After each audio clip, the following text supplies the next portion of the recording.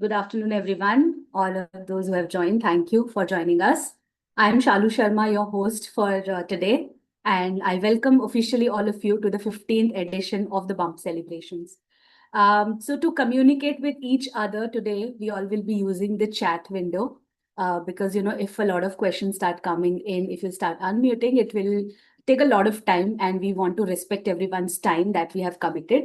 So if you have any questions all through the session in any of the expert sessions, please make sure you ask the question in the chat box and we'll pick those questions at the end of each session, right? So there are 4 sessions and there will be 4 opportunities for all of you to ask your questions. Let me give you a little bit of brief about me and Super Bottoms and why we are doing Bump Celebrations. I am Shalu Sharma, a part of Team Super Bottoms. I'm a mother of 10-year-old twin daughters. So a decade back, I went through the same phase that all of you are going right now. And I remember the kind of questions that, come to your mind and endless information which is available on Google. And we're not sure what is correct and what is not, what to trust, what not to trust. And that is where, getting your doubts cleared by experts is something which is really important. That was the whole concept and idea behind starting Bump Celebrations. We are already sitting on the 15th edition. So we have hosted 14 Bump Celebrations. Bump started during COVID times when it was difficult for expecting parents and new parents to, visit hospital frequently, except for when it was emergency to get their questions answered or to attend these kind of prenatal and postnatal classes. And we thought, why not give an opportunity to parents pan India or pan world to come to one platform, discuss their issues, discuss their questions, and get experts to answer those questions rather than encyclopedias and Google. And that is where Bump Celebration was born. Um, so, this is a effort by the team of moms at Super Bottoms, and it's a free virtual event designed to provide the guidance and support that we all need in this journey, not just in the pregnancy journey, but also parenthood. Like, when a child is born, new parenting days are really difficult where you have a lot of questions going on in your head and you don't know what is right and what is wrong. Right. So here we are trying to give that opportunity to everyone. But before we begin, I just want to tell you all that we have a special giveaway for all of you today. We have a hamper worth 5,000 to be won and products from popular brands such as, of course, Super Bottoms, but also Mom's Joy, Avino Baby, Kid Bay are there to up for grabs. The winners for the giveaway will be announced at the end of the Bump Celebration. So make sure that you stay with us. There'll be a short quiz based on what we will be hearing and learning today in our sessions. And there'll be very simple, easy questions, and the winners will be chosen based on that quiz. So make sure you stay with us till the end and grab those prizes. Before we begin, before I introduce our experts, there's a small question. You'll see a question on your screens. I want all of you to answer it. The question is right now, who is attending this session? So is it the mother to be? Are both the parents sitting right now? Or is it the whole family who's sitting and attending this session? Let's take 10 seconds and just to get a picture of, who's attending and who all are here.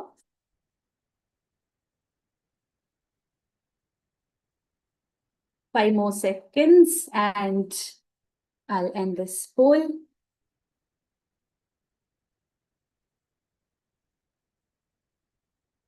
Awesome. So you all can see the results on your screen. We have around 70% mothers to be attending, and rest 30% is a mix of either both the parents or the whole family. The whole family, it's only 6%, which is 4 people right now.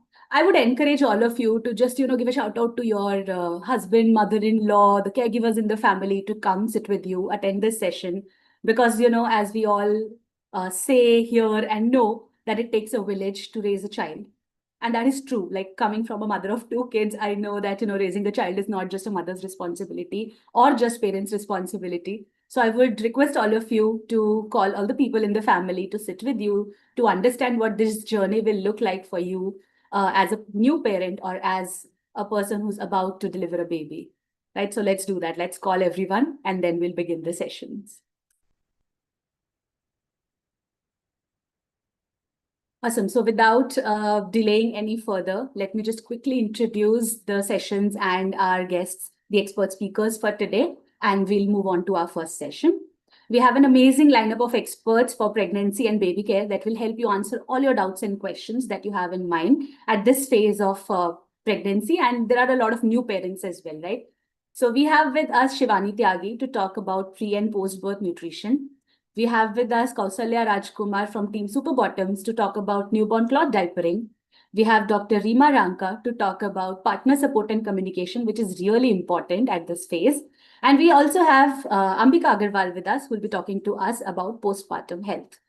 Right. So before we get into our first session, again, I have one more poll for you, which you'll see on your screens now.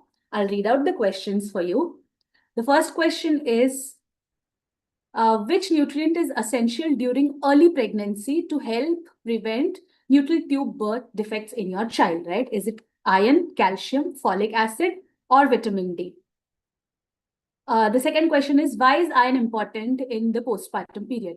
Is it to improve digestion? Is it to reduce anxiety, to replenish blood loss during delivery, or to help the breast milk flavor? Please remember, the aim of these questions is not to, who's right and who's wrong, but just to gauge the level of understanding that you all have right now so that we can dwell into the topics accordingly. We'll take 5 more seconds.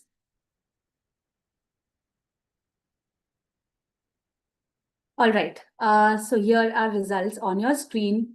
94% people think that folic acid is the essential nutrient during early pregnancy.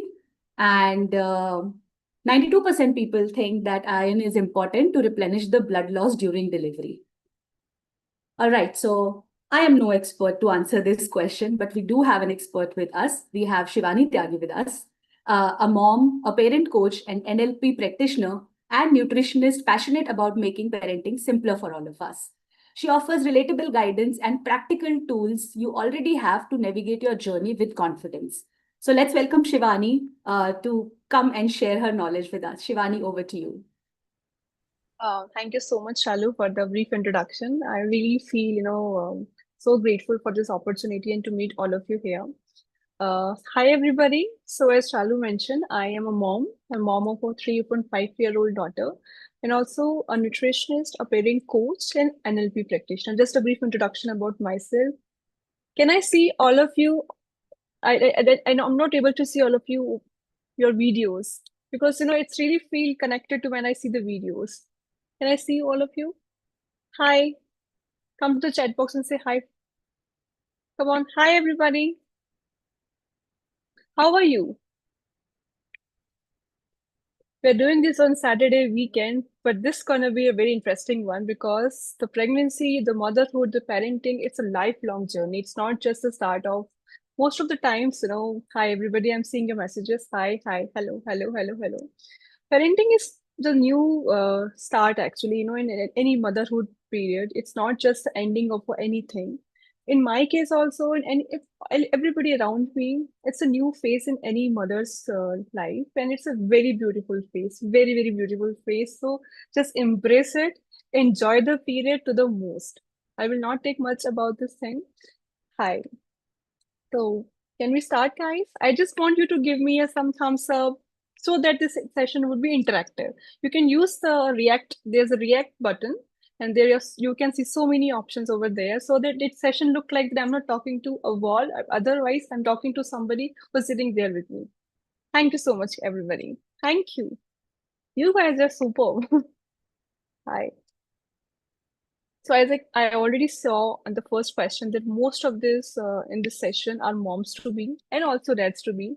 So my what I'm going to talk you about in this thing is mostly related to the parents itself, but also to the family because pregnancy in general, although it's a very beautiful phase, but it's also a very important phase for any mother and also fathers. Why would I say that? Because when I say pregnancy, nutrition is all about, it's not just about yourself, it's also about your baby and also the body which you've been carrying after the pregnancy. That's why we say that nutrition during pregnancy is uttermost very, very important thing. So you should not miss that.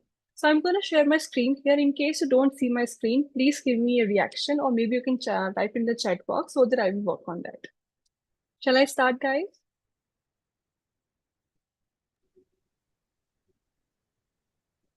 Shalu, I've sent you a request. Can you please do it?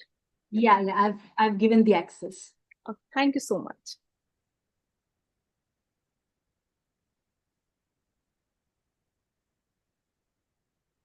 Yeah, Can we you can see see, your guys? screen.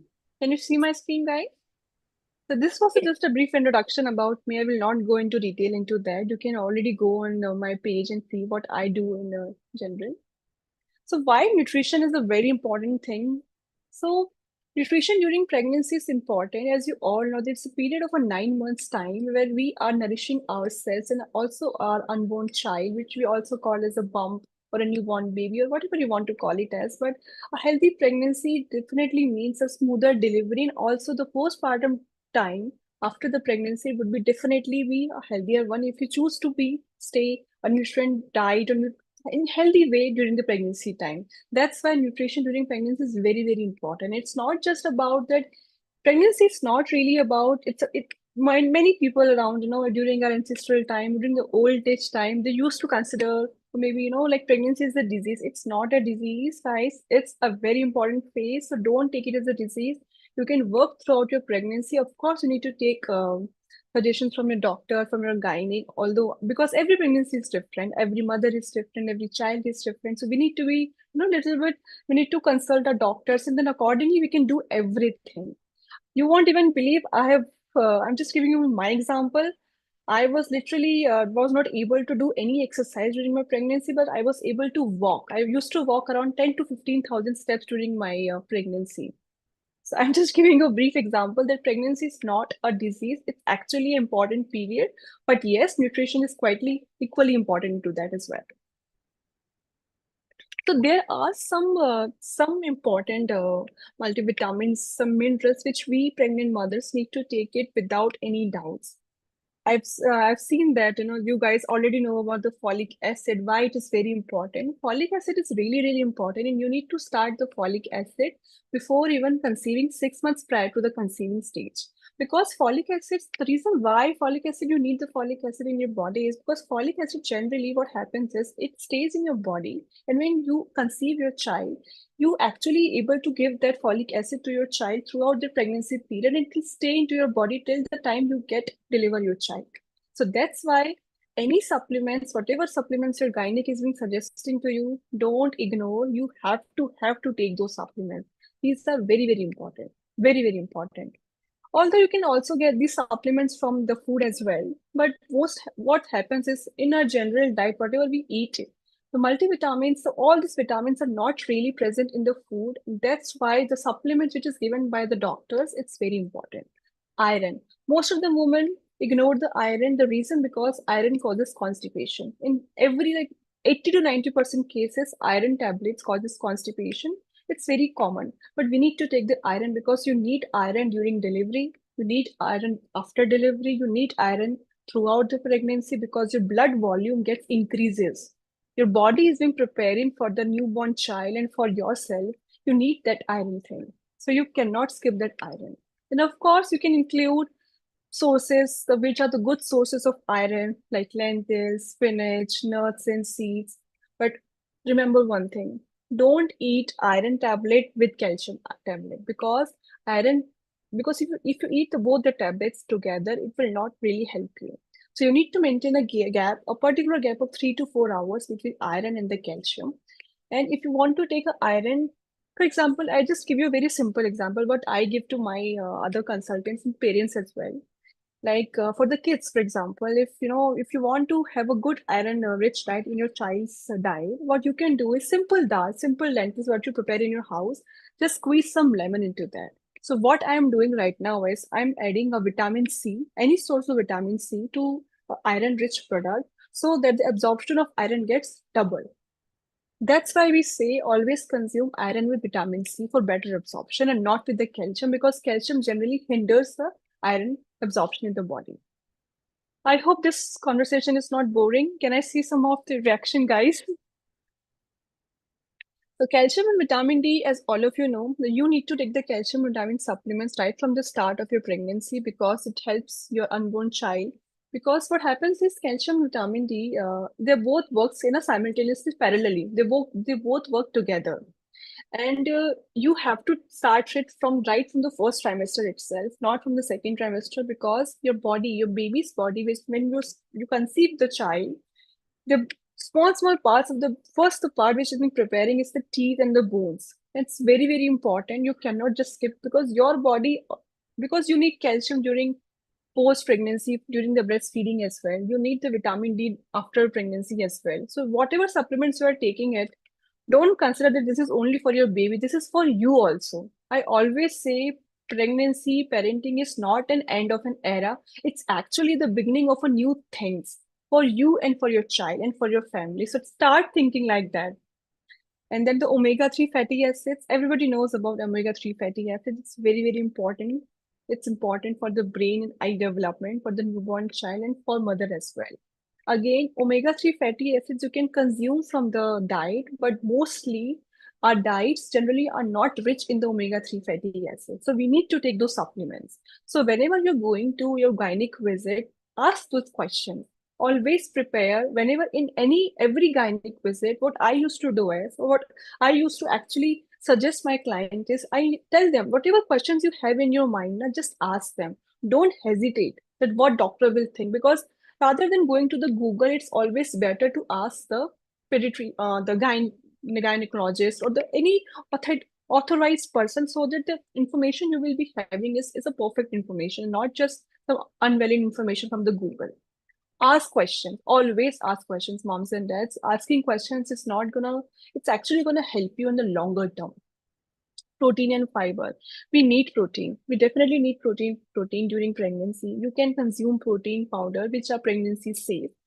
Always ask your gynec, always show them the brands, always read the labels, always read the labels. It's a thing which you should start doing this right from the pregnancy, so that after you deliver your child, you do the same thing with your child as well.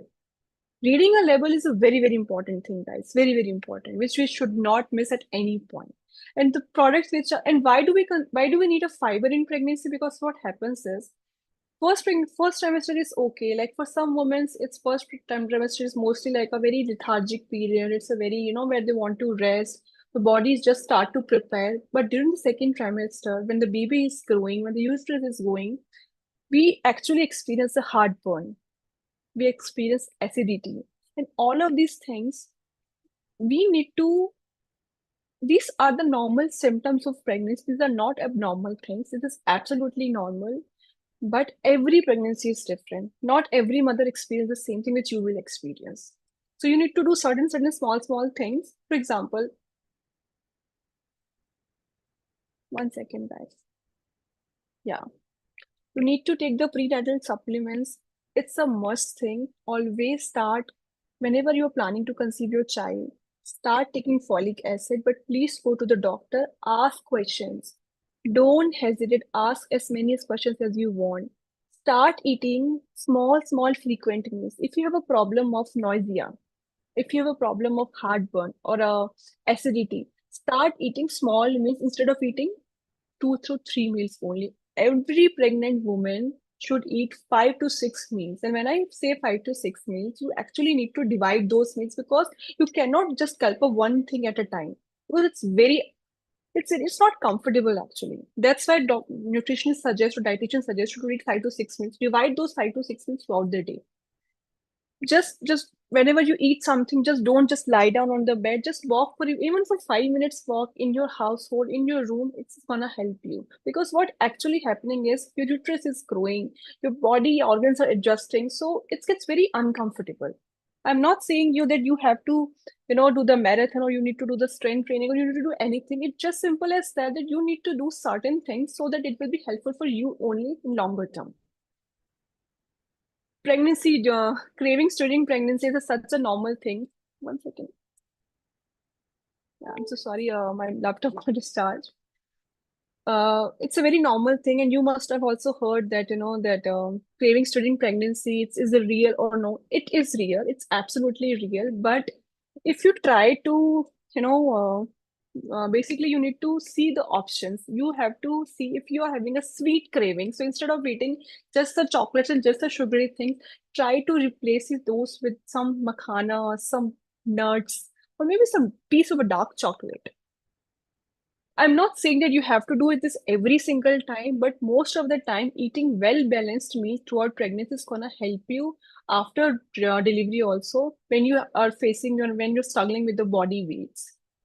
Because most of the time, what happens is it is basically assumed that pregnant women need to eat for two. It's not, it's a myth, guys. You don't need to eat for two. It's just that the calorie counts increases by every every trimester increases by 200 to 300 kilocalories. Simple.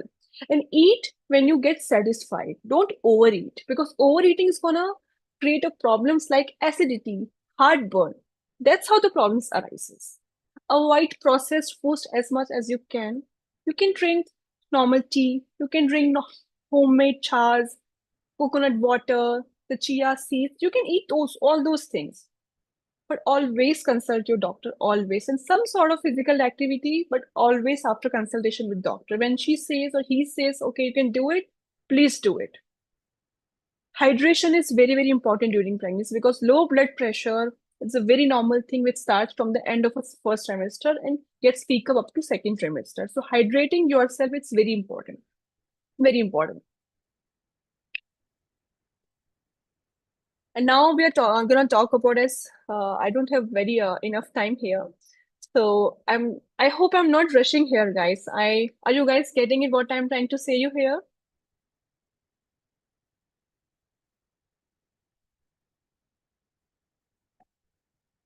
You can also give me some reaction in case I am not able to see or read the messages here.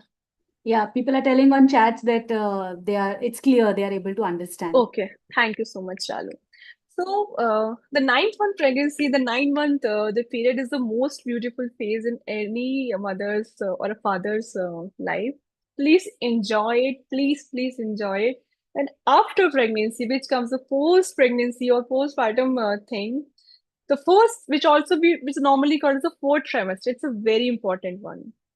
And this time, most of the women don't pay attention to their health, but they actually need care at this time more than the pregnancy, I would say. And during this time, the foods which you can eat during this time is you need to continue your supplements as suggested by your doctor. And supplements will include calcium for your baby's bones, teeth for your own self, your iron for the all the fluids which you have lost during the delivery time. You need to in some cases, doctor also suggests omega-3 fatty acids, but you need to consult the doctor because this depends upon case to case. Hydration is very, very important. Very, very important. Some in some cases, I have heard a myth that just after the delivery, don't give the water to the mom or the new mother. You need water. You need to have hydrated because you're already very tired from the all this labor process. You need water. You need to stay hydrated for breastfeeding. You need water for all the fluids which you have lost. So you need to stay hydrated, guys. You don't listen to all this old things. You need to stay hydrated. It's very, very important. Try sipping lukewarm water if it's possible or at the room temperature, not the chilled water. Simple.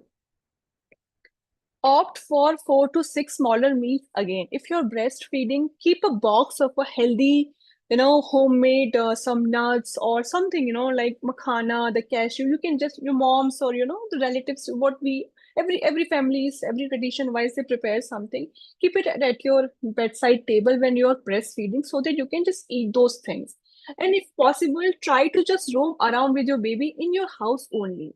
I'm not saying this time is not for the weight loss. This time is not for you have to focus on the body which you want to get the back. No, but this time, why I'm saying that to walk around because you need to keep your mind away from certain things as well. Mental health during postpartum period is very, very important. It's actually normal, actual thing.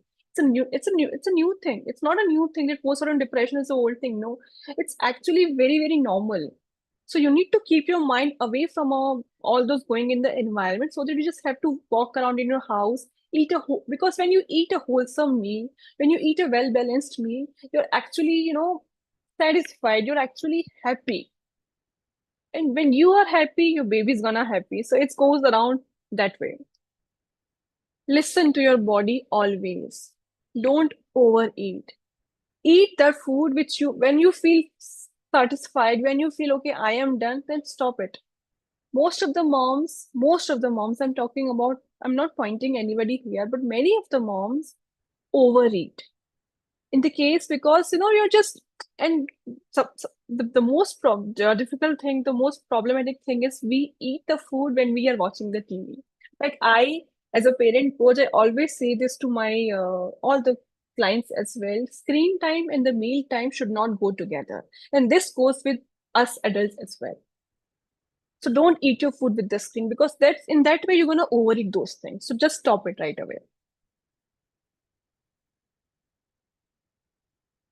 And the food that support the postpartum recovery, breastfeeding mothers need additional whatever calorie count as per your activity level, as per your body requirement. You need additional 300 to 500 kilocalories for to support the baby for as a breastfeeding mother because you need that energy in the body. You need that to produce the milk, and milk does not produce milk. If you eat drink milk, then the milk will come. This is a myth. Breastfeeding mothers should focus on the wholesome meal which is rich. So basically, you need to eat your rainbow. You need to eat enough amount of carbs, especially complex carbs. You need to have enough amount of protein. You need to have fiber for the better digestion. You need to eat everything in proportion, everything in normal proportion. Simple. And don't focus on the weight loss right now. Start focusing on weight loss after the baby is 6 or 7 months. Because I have done that mistake. I'm telling you from my own experience. It's not really worth it. Our Indian traditional thing, like, saunf ka pani, fennel seeds, some methi seeds, oats, rich, this all are rich in fiber. And this actually help in the digestion. That's why we give all this to our breastfeeding mothers for the better milk production. Simple, in simple language. And in some cases, like, the bottle guard vegetables like the loki, karela, the rich core, because this is also so they are basically watery vegetables. So again, this is all for breastfeeding mothers so that your milk production will get normal. And if anybody is saying this to you that you are not producing enough milk for your child, please stop listening to anybody around you. Always trust your gut instincts for your child. You know what is best for your child. So trust your instinct. Don't let anybody or anybody in the surrounding to judge you. Even for the milk. Because this is a very important thing when you come to the fourth trimester. It's very, very important thing. It's very important to gain the weight very slowly, especially during the 9 month pregnancy. So what happens is during the first 3 months, in some of the cases, some moms also lose some weight. And that's absolutely normal. That's not abnormal. Most of the moms, most of the new moms gain the weight starting from fifth month, fifth, sixth, seventh, eighth, and then it's peak up in the ninth month. Craving is actually true, but not in the all cases, as I've already mentioned, that you need to replace those cravings. Like simple as you need to replace some sweet craving with some fruits. Keep some fresh fruits, stock of some nuts and seeds, some homemade seeds. There are so many options available right now on the internet. You just go to the Google, go to the Instagram, you will find so many good brands actually that actually dealing in clean food thing. So stock up those things and always read the labels, always. Weight loss should not be the immediate goal after the birth, as I've already mentioned, because this time it's for you. I know that baby is important. I know that or whatever process has been happening here, but remember, you are also a human being as a new mom, as a new father. Please start taking care of yourself too. Please. I always say parenting is not an end. It's actually the new beginning thing. So you have to take care of the baby, but you also have to take care of your own self. And you can do that only with a good diet and some little bit of movement in your body. Simple. And start the movement only when doctor says. Always trust your gynaec. Always ask questions. What I used to do is I used to write 5, 6 questions before every visit, and that was a very, very silly questions. And used to go and ask my gynaec, okay, I need to ask this, I need to ask this, and be silly as you can because no question is silly. No question is silly because if you're going to a Google for an answer, it's better to go to a doctor to ask to validate your answers actually. So in nutshell, a well-balanced diet, during a pregnancy, simple terms, it means that you are having a healthy pregnancy and healthy child and also healthy mom after pregnancy. So there are so many problems that occurs during pregnancy. For example, gestational diabetes. I was diagnosed with the gestational diabetes during my second trimester, so starting of second trimester. And how I control it, I just control it with I just give up on some starchy foods, some sugar foods like potatoes, some sugary foods. I stop it only for a couple of months. Like I think I stopped it only for 1 or 2 months because what happened is gestational diabetes, if any moms, so these are some situational basis. Not every mom's gone through all these phases. If you have been diagnosed with such cases during pregnancy, don't be scared. We have solution for everything. If you try to control your diet, because everything is possible with diet, if you try to control your diet during the pregnancy, there's a high chance that you will not suffer the same problem after pregnancy. I did that, and many moms I am doing a consultation did that only with the diet and very simple changes, not many changes in your diet. Yeah. So that was all from my side, Chalu. Right. So we have a lot of questions that have come in the chat box. So I'll Yeah, read yeah, this out and one sure, by one we'll address those. sure. Uh, what are your thoughts on prenatal vitamins? They have a lot of micronutrients. Is it useful? Yes, they are very, very useful. As I've already mentioned, you need to take those. The reason you don't get those from the food. And that's why prenatal supplements are very, very important, not during pregnancy, but also after pregnancy, like a fourth trimester, especially calcium, iron. Very, very important. You cannot skip that. What you can do is in some cases, if some brand is not suiting you, for example, in iron case, they don't suit every mom because they occur a problem of constipation or very severe constipation. So you can ask your gynec to change the brand, but don't skip it, please. There's a common concern which a lot of mothers have asked about acidity, bloating. Like, are there any home remedies to deal with these issues? To give you a simple answer, start your day with a very small piece of carbs. When I say carbs, maybe a small biscuit or maybe a small bread, very small. Don't start your day with a chai or a coffee. Don't. And not even start your day with a milk as well. First. Second thing, try staying hydrated. Start consuming liquids like coconut water. During meals, I'm saying during meals, like breakfast and lunch के बीच में coconut water, छाछ, sattu छाछ. This will actually help you. Because what we do is what mostly Indians do is we start our day with chai and coffee. That's gonna the problem is gonna get more intense and movement, a little bit of movement. You need to divide your entire meal in 5 to 6 small meals. So, for example, if you're eating 3 chapatis during the lunch, eat 2 chapatis during lunch, and then after 1 or 2 hours, eat something else. And then walk for only 5 minutes, only after your doctor suggests. 5 minutes walk is enough, but walk. Don't, because what happens is when we eat our food and when we just lie down on the bed, digestion processes get disturbed and uterus is growing. Our all organs are adjusting in the body during the pregnancy. So heartburn is a very normal thing. It's a very normal thing. But we can actually do this if we do small changes in our diet. Definitely, you can cure it. This is a very normal thing. Okay, so there's a question about difference of opinion in doctors. Somebody's asking, is red meat for iron good during pregnancy? Because Indian doctors ask to avoid, while the doctor in the country which this person lives, they suggest. So is it advisable or not? See, in general, red meat is not really what. So I'm talking about you as a Indian perspective because I have lived in India. I have lived in UK as well. So red meat generally during pregnancy, it's not very. Why doctor doesn't advise that because of the hygiene issues. We don't know because vegetables and all these things we know that we are not seeing the vegetables. We don't see the vegetables growing in the crops, but we somewhere we know from where they are coming from. So hygiene issue is very, very important thing. And also it's not really safe to eat the raw meat during pregnancy. That's the only reason why doctors say that you can avoid that, but You have an option to choose. You always have an option.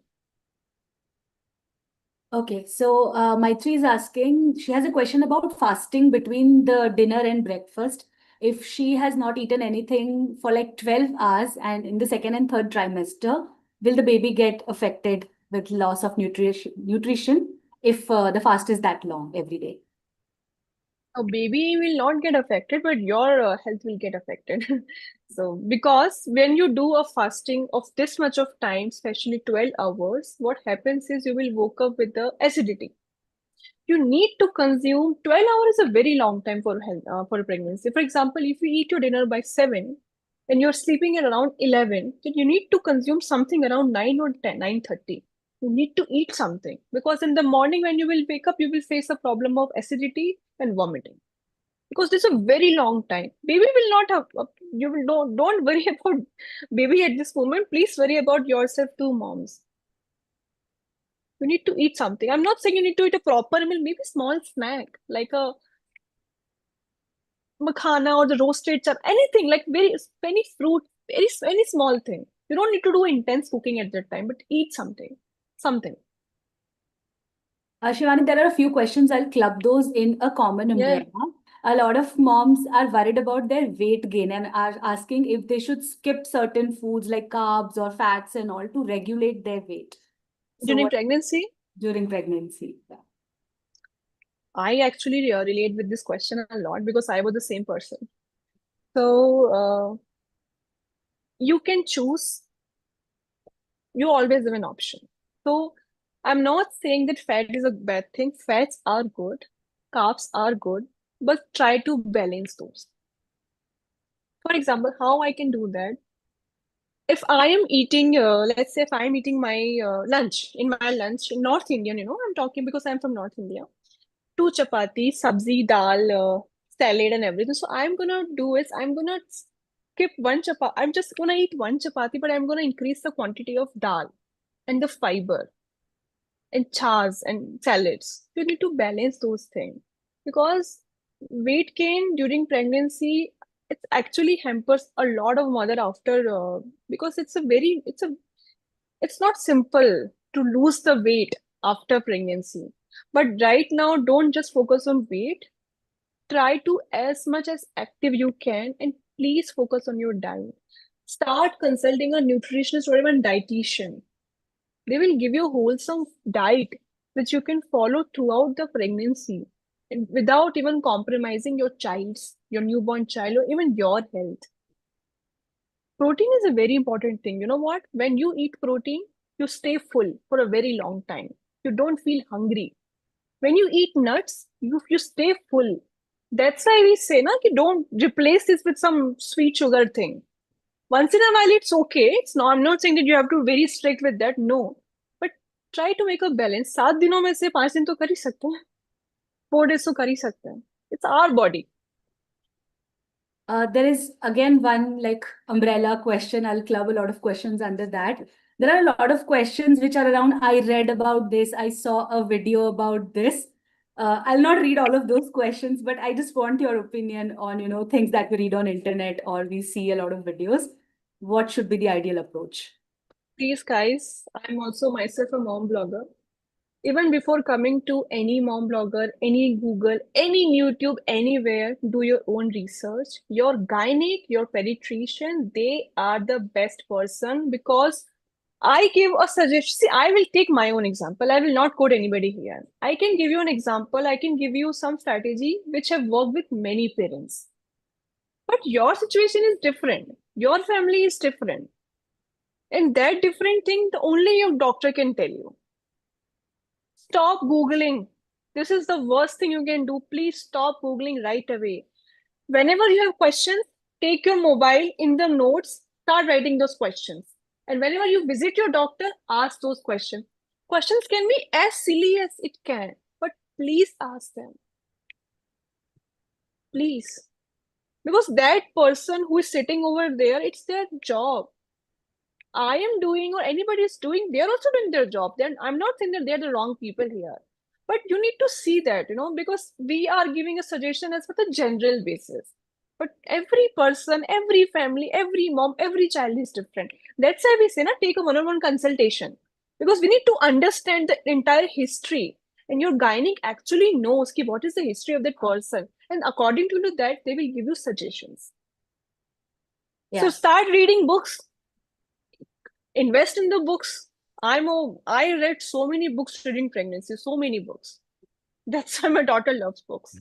Start reading books, please. It's a very good investment, guys. I can suggest you so many books. Yeah. So I was about to come to the same point that, guys, we'll be floating the bump manual, which will have all the information of the experts. If you have any one-on-one questions which are very specific to you, related to your health, you can book a consultation with our experts and get in touch with them. We'll take one last question, Shivani, and Yeah, then please. we'll move to the Sure. next session. So a lot of our Indian tea lovers, coffee lovers are asking, like, what is the ideal amount of tea or coffee that they can consume during pregnancy? 1 or 2 cup of tea or coffee would be okay, but please don't start your day with tea. Please don't. You can consume your tea after breakfast. Always. It's not even for pregnant ladies, even for a normal healthy human being. Please don't start your day with tea or coffee because it's not gonna help. It's a caffeine. And during pregnancy, you need a you need to start your day with some carbs. Carbs will help you for vomiting, for heartburn thing. I'm not saying you need to eat a chapati or paratha in the morning. No, just a piece of biscuit. One piece of biscuit would be okay. And always keep a stock of healthy foods in your bedside table. So whenever you and because what happens is you don't need to wake up anybody in the house. You can always go and consume those things. So these are very practical things. What I used to do, I used to tell my clients. It's very helpful. Right. So there are a lot of questions, one-on-one kind of questions related to their love for eggs or paneer. But as I said, guys, we have to. You can eat egg, you can eat paneer. There is no as such problem. For paneer, try making it home instead of consuming Wow. from the outside. It's a very simple process, hardly 10 minutes. You can eat paneer, कोई problem नहीं है. दूध ज्यादा का मंगाओ. Awesome. So it was a very insightful session, Shivani. Thank you so much for joining us and answering so many questions. There are a lot of other questions, and I'll encourage all of you guys who are watching Shivani here to get in touch with her if you have any more questions, book a consultation, and get all your questions answered. Thank you, Shivani. Thank you so much for joining Thank you us so much, today. Alu. Thank you. Thank you. नहीं नहीं. Awesome, guys. So that brings us to the next session for today. But parampara ko continue रखते हैं. Before we get into the second session, I'll launch a small poll. There are 2 questions in that. And let's answer those questions. Let's take 10-15 seconds. It's on your screen. I'll read it out for you. How many diapers do you need for the 3 year of diapering journey of your baby? So starting from day 1 till the time your baby is completely potty trained and on a regular underwear, how many diapers do you think you need? You need 16 diapers, 100 diapers, 1600 diapers, or 10,000 diapers? The second question is, how long does it take for a disposable diaper to decompose? It takes 100 years, 400 years, 20 years, or 1000 years. Let's take 10 seconds to answer these 2 questions. Super bottoms.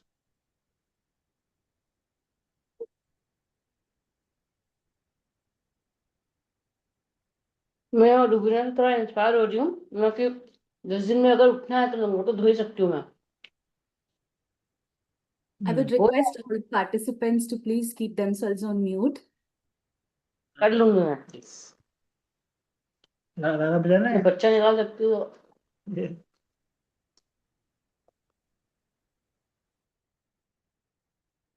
All right, so I have shared the results on your screen. Almost 50% of you think that you need 10,000 diapers for the 3 years of diapering journey. 36% think that you need 1600 diapers, and around 15% of you think that you need either 16 or 100 diapers for the whole 3 year journey of your diapering. How long does it take for a diaper to decompose? There is almost a mixed divide between 100 to 1000 years.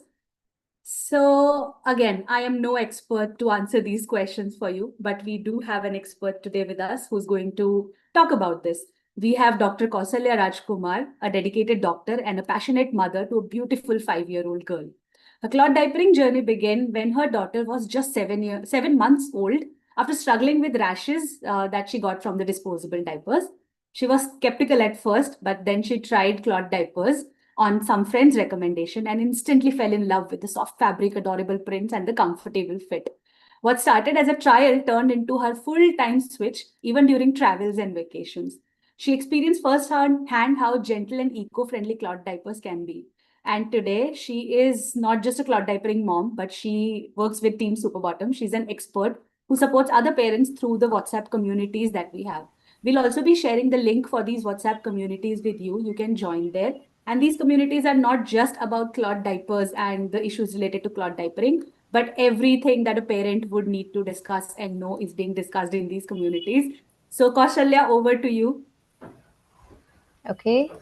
So, hi everybody. Hi Shalu. It's so great to be here. And I see a lot of participants who have, taken up the poll. And we'll go right from the poll itself. Is my audio and video clear, Shalu? Yes, yes, we can see you and hear Yes. you. So, okay, those of you I think who have answered or who have voted 10,000 diapers. So I think you guys have been using disposables. So, but those of you who have answered 16, I think those people are users of super bottoms. They know us well. So that is how we always say all you need is just 16 diapers. And now I would like to show a very small and informative presentation to all of you, which will give you a lot of insights. So here it is. So hi everyone. So yes, this is the BAM celebration, and congratulations once again to all the parents to be and to all the mothers who are there with us here. So, with that, pregnancy is an very important thing or a very enjoyable moment for all the mothers around the world. But pregnancy does also come with lot of excitement and anxiety and stress and lot of researchers. I'm sure all of you people would be doing lot of research when it comes to giving the best for your baby, and all of you must be like waiting to know what super bottoms is, what is this girl going to tell you. Now I'm going to show you the two things that your Esther generations or your parents or your grandparents must have used: the disposable diaper and the langoor. Now, there was a question from Shalu in the poll who had asked, how many years does a diaper take to decompose? So, that is like a disposable diaper. When you consider it is going to take like 400 odd years. Imagine it is going to take 400 odd years to, like decompose or disintegrate from the face of the earth. So the two versions that you already know are, one is a disposable diaper and one is a langoot. Yes, disposable diaper might look convenient. Yes, of course, they are waterproof, they stay dry, but they are also harmful. They are filled with so many harsh chemicals, the names of the chemicals which most of us could not even pronounce, right? And also, it is an environmental menace. What is an environmental menace? You could see a disposable diaper right around the corner of your street, in the beaches, in the parks, and everywhere. The disposable diaper is just thrown away like that, and it is not at all cost effective for that matter, because it is going to make a deep hole in your pocket, because you have to keep buying them after every use. It is one time usable. All you do is use, throw, use, throw, buy. That's all. The same when it comes to langot. It is not at all waterproof. It is going to create a lot of mess. There is going to be a pee puddle whenever your baby is going to use langot. But yes, of course, it is eco-friendly. It is cost effective because you can keep using one. Like when you have a langot which is made from muslin or a cotton material, you can wash them and reuse them. That way, it is going to become a sustainable product and also eco-friendly product. Now, what happens is at Super Bottoms, we have combined these two products for you, just to give a wonderful product which will have the combination of disposable diaper and a langot. The disposable langots are, like the disposable diapers are, convenient. They are easily, like they keep your baby's bum dry and all that. And langos are very cost effective, sustainable, and also eco friendly. So when you combine these both, we have at Super Bottoms made this wonderful and amazing product that is your free size Uno. Free size Uno is a combination of your convenience and comfort, which will keep your baby safe, which will keep your baby hygienic. In the other hand, it is also sustainable, it is also eco friendly, and it is also pocket friendly. So why do I say pocket friendly? See, when you see, it is skin friendly. Yes, of course, it is skin friendly because it is made up of 100% premium organic cloth. It is economical because you don't end up buying lots and lots of diapers. Yes, it has a dry feel layer in its pads, which will keep your baby's bum dry even after they pee, and it lasts all night. Yes, of course, it can hold your baby's pee, that is, or it can absorb your baby's pee for the entire 12 hours, and it is waterproof and eco-friendly. Why? It has these layers, the components of free size Uno, or the parts of free size Uno, if you can call it. Has an outerproof waterproof layer. It is made up of certified organic pads with a super dry feel layer on top, and there is an adjustable snap which can be adjusted depending upon your baby's waist size. So now, yes, why free size Uno? So because one free size Uno can fit a baby from 3 months to 3 years. Yes, your Uno grows with your baby. It is just the same one single Uno. And like I mentioned earlier, how is it cost effective? Because you will need only 16 Uno for the entire 3 years. Imagine you are going to buy disposable diapers again and again and again. You will end up buying 10,000 disposable diapers for the entire diapering journey of your baby. But at Super Bottoms, all you have to do is buy only 16 diapers for the entire 3 years. It can be washed, used, again washed and used, again washed and used. And the best part is it can also be used for your younger babies. Like, if you are using it for your elder kid, it can be washed, used, and then stored up in a proper way after a regular wash routine, and then it can be used for your younger babies as well. What do you end up? You end up saving nearly 74% of the money that you will be spending on a disposable diaper. So whereas when you are going to spend nearly 40 to 45,000 on a disposable diaper for the diapering journey of your baby, all you would need is only 11,600 rupees, which will be a good savings, which you can, like, of course, invest in good things, good other things which are also eco-friendly and sustainable, right? And diaper free time. What is a diaper free time? Doesn't this baby look very, very cute? How comfortable he is when he is diaper free. So, diaper free time is essentially when your baby is without a diaper. So, but diaper free time, believe me, can also be messy because your baby is not going to be the diaper. But don't worry, at Super Bottoms, we have got you covered even during your diaper free time. That is, buy a dry feel langot and a padded underwear. So, a dry feel langot is a normal langot which has padding and a semi waterproof layer, and it fits babies from 0 days to 9 months. It comes in two different sizes, and after 9 months, you can start using till 4 years. You can try the padded underwears. So, what is the speciality of these diaper free time essentials? The dry feel rangoon or the padded underwear. It is semi waterproof. It has a dry feel layer so that even after your baby pees during the diaper free time, this dry feel langot or the padded underwear, which has 3 layers of 100% cotton padding, ensures that there is no pee leak. Your baby does not feel dry. The pee does not leak out, so there is no pee puddle. And because of the super dry feel layer that is present in the padded underwear, your baby's bum also remains dry. And then moving on to the next. So, what next to padded underwear? What will your kids wear once they are completely pee and potty trained? That would be the super soft underwear from Super Bottoms. It is the so softest underwear that your baby will approve, and it is also approved by a lot of other kids presently who have been using them. So these super soft underwears are made from 95% bamboo and 5% elastane material. So it is super soft and super stretchy and breathable. all your kids will definitely love it. Why we have used bamboo in super soft underwears is because bamboo is exceptionally soft.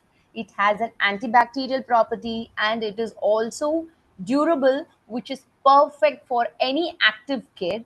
And we do have briefs, we do have trunks and also bloomers for babies.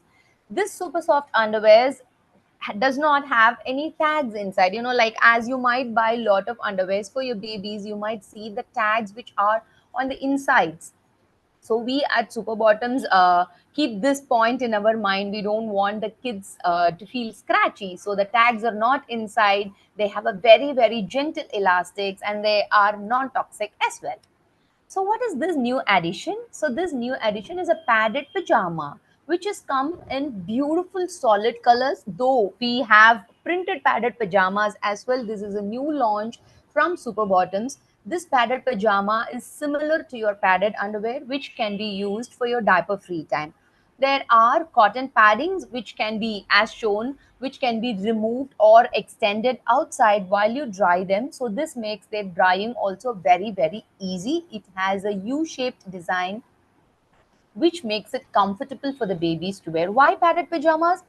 When babies start to crawl, like you don't want your baby's knees to get scratched. So you can try out the option of padded pajama for their diaper free time as well. And here are the most loved joggers by the kids. Like Super Bottoms joggers, it is very, very comfortable and is also made from a stretchy and breathable fabric. It comes in 3 solid colors, which has a very comfortable fit for the babies.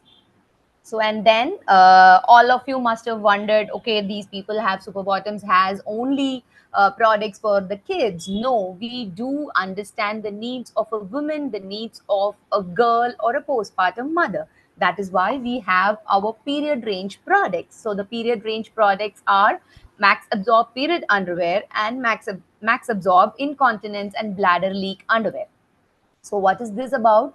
This period underwear is a stress-free range of super bottoms. It is a very, very comfortable and high-waisted period underwear which has 60% bamboo and bamboo, cotton and a lycra material. This is soft, this is breathable, this is also stretchable and gives you a very comfortable and rash free period. Trust me, I've been using this for so long that I no longer require anything else, and anything else, any other menstrual products like a disposable sanitary napkin or even an M cup feels very very odd at times when I am literally forced to use that due to a lot of situations.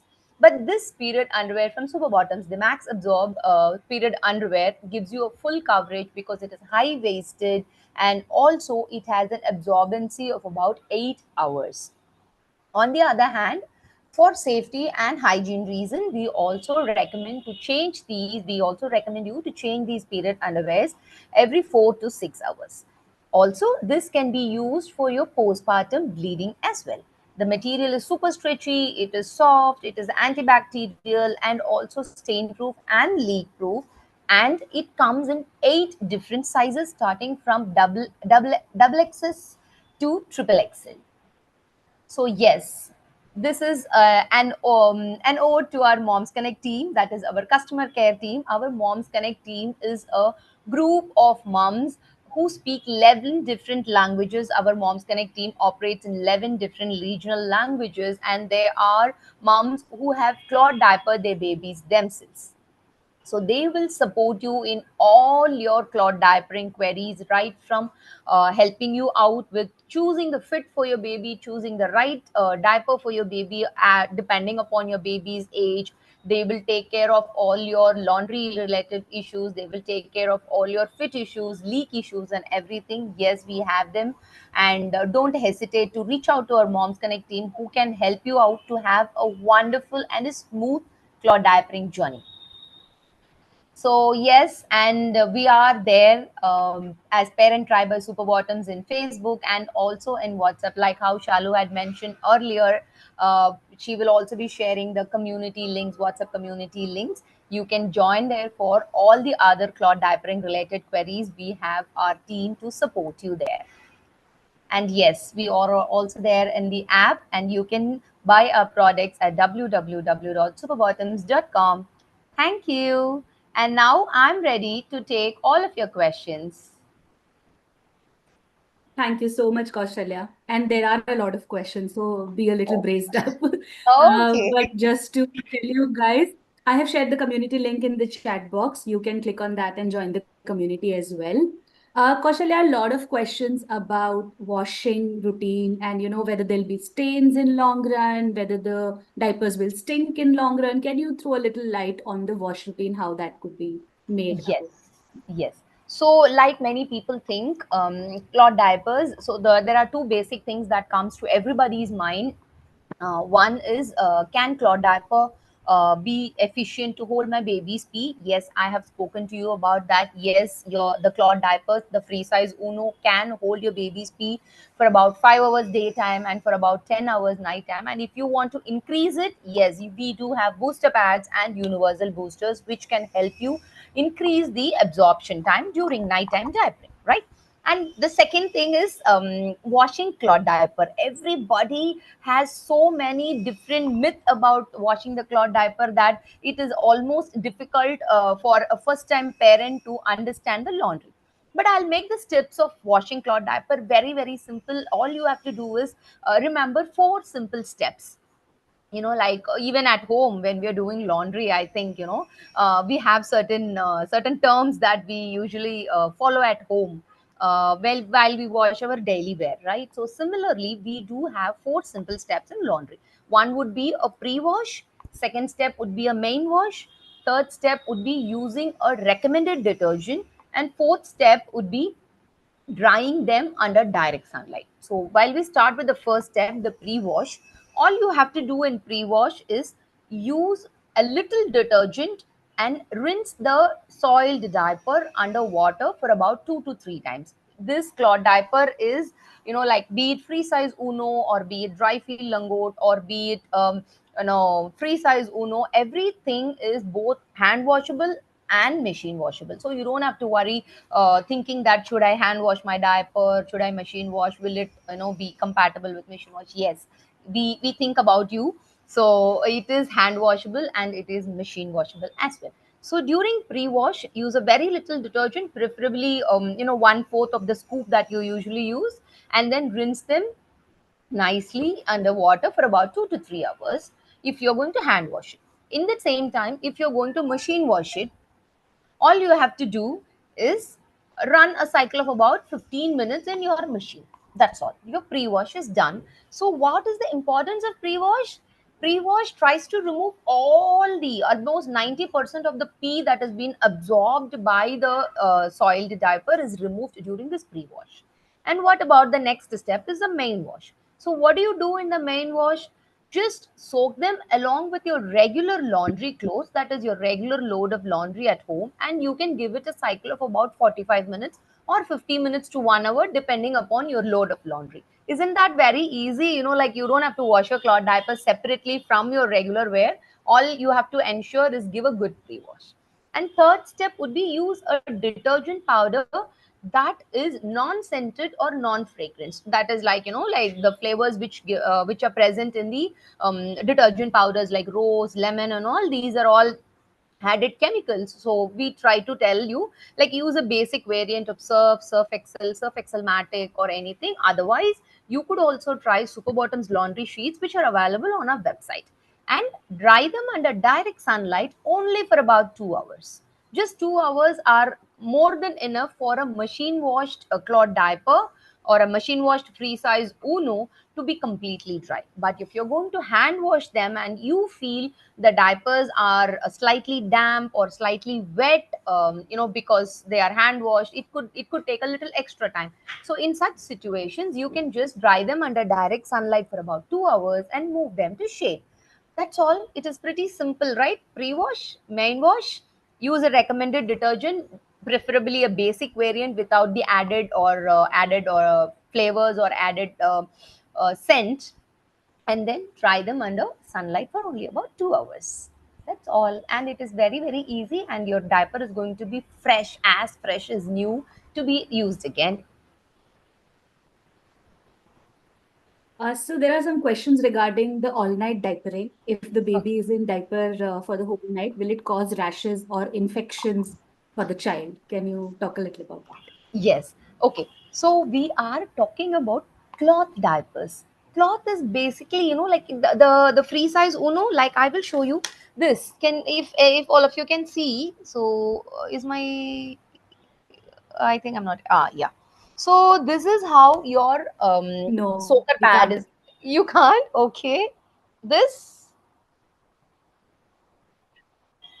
Yeah, Okay. now we can see. Yeah. So see, the cloth diaper is like it is made up of cotton, organic cotton. So don't worry about rashes or any infections.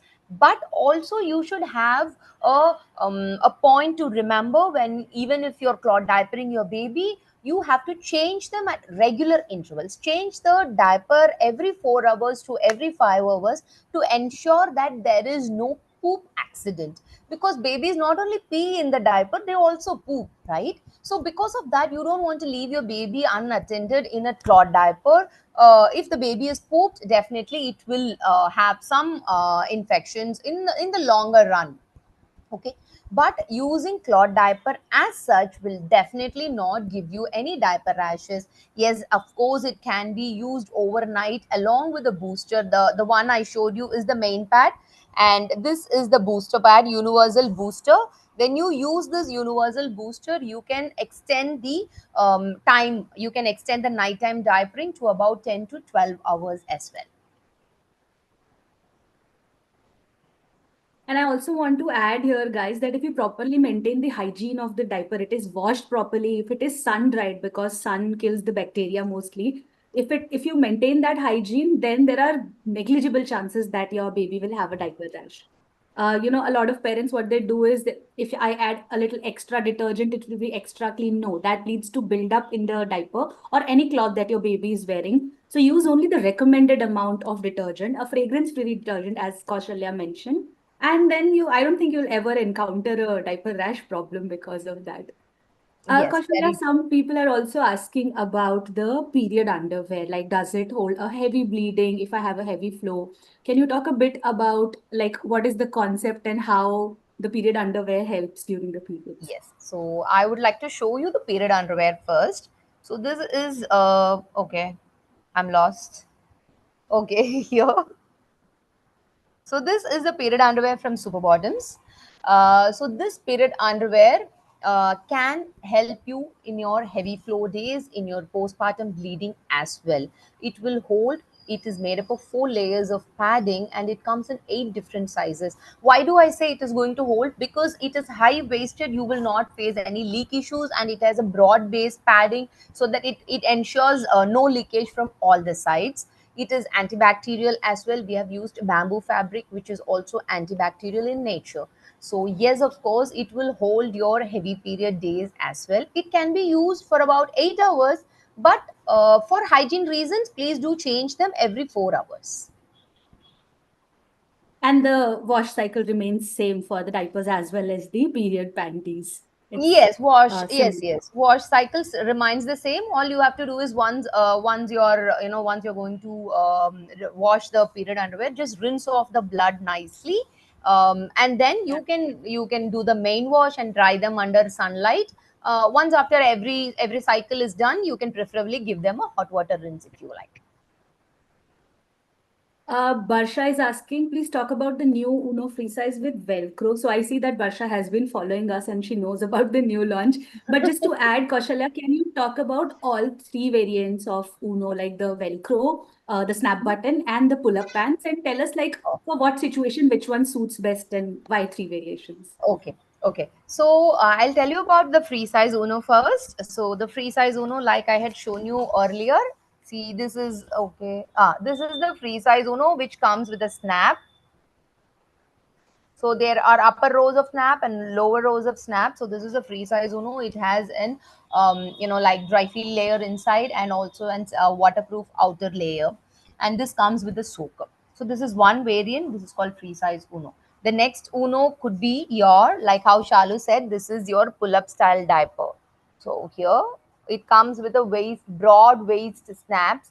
These broad waist snaps can be preset so that this becomes easier to put on your baby and to remove even when your baby is being naughty. After a certain stage, as a mother who has clot diapered, I do feel that there is a phase for the babies which all mothers of like 2 to 3 years must have faced. Mostly the babies are, like, they tend to become very naughty and they don't want to put on a diaper, so that is a no diaper phase. They don't want to put on a diaper, but this pull up style diaper can definitely help you in such situations where you don't need a baby to lie down on a flat surface or on a diaper changing mat. All you have to do is, because this is preset according to your baby's waist size, all you have to do is pull down the soiled diaper and pull up like a regular underwear that you'll put for your baby, so that there is no babies cannot escape this pull up style diaper pants. Yes, that is. And like how Basha wants to know the free size Uno with Velcro, we do understand at Super Bottoms we take the feedback from our customers very seriously, and we thought of introducing this velcro type, like free size Uno, which will benefit a lot many people. You don't have to struggle with the snapping. Sometimes snaps can be a little, putting in a snap can be a little tedious when you have a very very naughty toddler like mine. That is how the Super Bottoms free size Uno with the Velcro was launched, and this Super Bottoms free size Uno with Velcro also has a minky outer layer. Minky is like semi velvety, which feels very very soft, just like the newborn Uno. Our newborn Uno is made from minky layer only. So just like newborn Uno, the free size Uno is also made from minky layer that will ensure that you have the softest diaper in hand. And this Velcro will also make sure that, like, all you have to do is just press it a little and then you're sorted. And Dikshi is asking travel friendliness of these diapers. Can you talk a little about like on the go how to use diapers? oh, yes. So travel friendly, yes, of course. Cloth diapers are travel friendly, like how Shalu had told you earlier when she had introduced me. I am an passionately diapered mother. So I would take my cloth diaper bag wherever I go, be it a 1 day trip or a 3 day trip. God knows, and it is travel friendly because you don't have to keep buying disposable diapers wherever you go. You might be traveling, you might be on some work, you might be on vacation. You don't have to worry about buying a disposable diaper. All you have to do is, once your baby is soiled your cloth, once your baby is soiled the free size Uno, you just have to remove them, put them in a waterproof tote or on a ziploc cover, and then you can bring it back to your place of stay, and definitely you can wash them if the baby is poop in it. Because the main concern of a parent when they are traveling is, what if my baby poops in a cloth diaper and what do I do? So that is why we always recommend using these easy clean top sheets. So these are the easy clean top sheets which will make your life more easier even during your newborn phase, and also when you're traveling during newborn phase. The babies tend to poop a lot. The poop might be very little, but they poop very frequently, right? And this easy clean top sheets will ensure that the solid poop stays on the surface itself. Okay, the surface itself, and you can just remove this and dispose of the poop even when you're traveling. This will be very very handy. But for mothers who want an easy solution, we also have introduced disposable easy clean top sheets. So this disposable easy clean top sheets is one which will make your life easier, when you're traveling, or when you're in a phase where your baby poops only in the diaper. There is a phase for that as well, because babies know when a mother is going to put on a fresh diaper. So as the moment you put on a fresh diaper, they just poop in it. So for such naughty toddlers, or for such naughty kids, we do have the disposable easy clean top sheets which can be disposed of once the baby poops in it. So yes, they are travel friendly. Don't worry, you can wash them, dry them, and then you can, like, use them again. Kaushala, there are 23 more questions, but we cannot take all of them because we Oh, have to move to the next session. So we'll take one last question.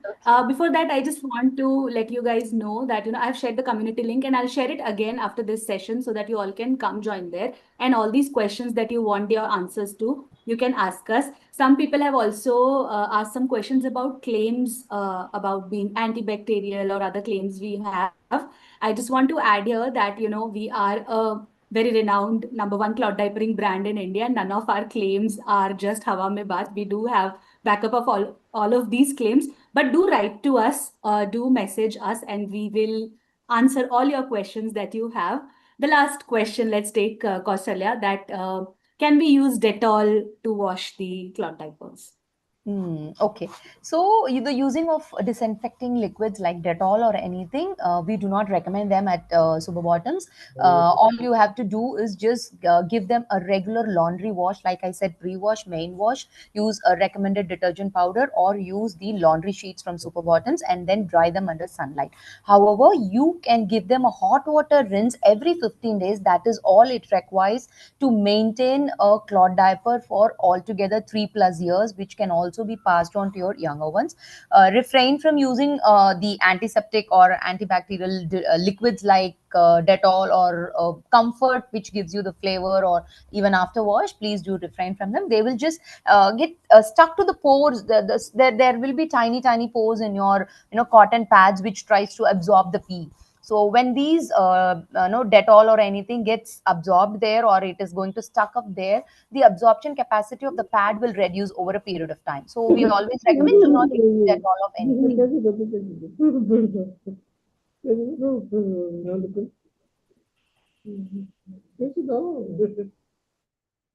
Kausalya, sorry, you can unmute yourself. I have muted everyone. Okay. So yes, using of Dettol is not recommended by Super Bottoms. Awesome. This was actually a very informative session. Thank you so much, Kaushalya. We have a lot of questions, but I'm sure they will come to the community and on our WhatsApp chats, and you'll get the opportunity to answer all of them. Guys, do write to us. You can go to Super Bottom's website and find the WhatsApp number over there. And I'll also share the community link here. You can ask all your questions there. Thank you so much, Kaushalya, for joining us today. Oh, thank you, Shalu. Thank you. This was very wonderful session, and thank you all of you for having listened to me so patiently. If you have any doubts, like Shalu said, please do join our WhatsApp communities, and we are there to help you out. Our Moms Connect team is there to help you out. Don't hesitate; just reach out to us, and we'll definitely be there at every step of your cloud diving journey. Thank you, guys. Thank you, Kaushalya. All right, so I've shared the link of community once again in the chat box, and this brings us to halfway through our pump celebrations today. I just want to remind you all that after the sessions are over, we have our giveaway. Only people who are staying till the last will be eligible. There'll be a small quiz with very easy questions based on what we have heard today, and the winners will be decided based on that. All right, so we'll come to the third session of the day. But before we move to that session, I have two questions which you'll see on your screen. Now, these are not knowledge-based questions, but this is how you feel emotionally supported in your pregnancy. So take a look and take 20 seconds to answer these questions. How supported do you feel by your partner during pregnancy or postpartum? Choose what feels most true for you. So you feel emotionally and practically they are your rock. Supportive but sometimes needs reminder. Trying but not fully tuned in, or you mostly have to handle things alone. The second question is, what's the biggest communication challenge with your partner right now? They don't always understand your emotional needs. They argue more than before. They avoid difficult conversations, or communication is actually better than ever.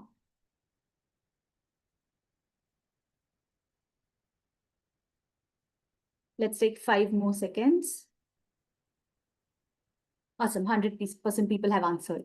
So I'll share the result for our expert also to see. 60% people feel that emotionally and practically their partner are their rock. 35% feel supportive, but sometimes need reminders. Nobody feels that they're trying but not fully tuned in, and barely 3 people feel that they mostly handle things alone, which happens for some of us. 42% people feel that they don't always understand their emotional needs. 52% communication is actually better than ever. And there's a 7% distribution between arguing more than before and avoiding difficult situations. So which brings us to our third session of the day. We have Dr. Rima Ranka with us. Dr. Rima is a highly accomplished women's health physiotherapist and Lamaze childbirth educator. She is a proud owner of Reborn Pregnancy and Physiotherapy and also serves as sub-coordinator for the Mumbai district in the Indian Association of Physiotherapists Women's Cell. Dr. Ranka completed her BPTH and MGM College of Physiotherapy and received her childbirth education training from the prestigious School of Lamaze. She has also completed various courses on ANC and PNC care. Additionally, she has two published research publications, one on the awareness of exercises for PCOS in physiotherapy and the other on the perception of exercise in menopausal women. As an active influencer with more than 120,000 followers on Instagram and YouTube, Dr. Ranka has trained and guided more than 10,000 moms and pregnant women. Her outstanding contributions have been acknowledged with the Influencer of the Year award at the IAP conference in Delhi in 2023. She has also been interviewed by distinguished personalities like Jitu Raj Radio Mirchi for her insightful talks on PCOS and women's health and fertility. So over to you, Dr. Rima. Thank you for joining us. Hi, everyone. Very good evening. Thank you so much for joining us in this wonderful session by Super Bottoms. And I'm absolutely happy with the poll results, which shows that most of the partners here are already listening. They are there and very much giving you a helping hand.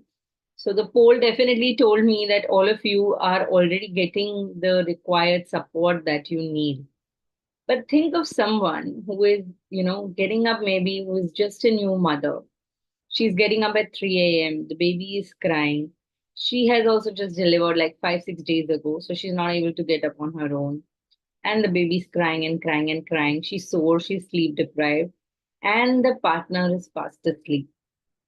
I'm sure none of you have gone through this.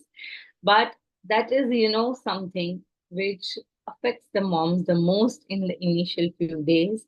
That how is my partner so not affected by the baby's birth? Is he not connected enough? So today I want to talk about why a partner's role after childbirth isn't just supportive, it's transformative. It not only affects the recovery of the mother, but the emotional, psychological, physical well-being of the family. It is, an entire, what can I say? He is the person who is going to decide how is this mother going to be. So postpartum is definitely a lot of emotional upheaval, hormonal changes, identity shifts, stress, figuring out your own self, identity crisis. And so having a supportive partner makes a big role in postpartum depression, which all of you are already mothers. You all must have felt and dealt with it already on your fifth, sixth day. You all must have seen how the hormones are taking a drop. How are you feeling? How anxious you're feeling? How angry you feel to certain people, for the way they've treated you in pregnancy or post-delivery. So all of this definitely creates a lot of things in your mind. So if you also support postpartum depression, of course, it's normal and it's common. 1 in every 7 mothers go through postpartum depression.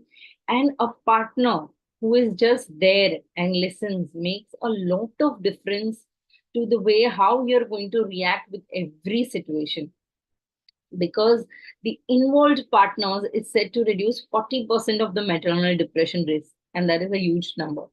So what does a supportive partner really mean? That what does he have to do? So it's not only physical, it is psychological. So right from the time of childbirth, be it normal or C-section, the day I always say the baby is here, the hard part is over. But the truth is, the healing has just begun.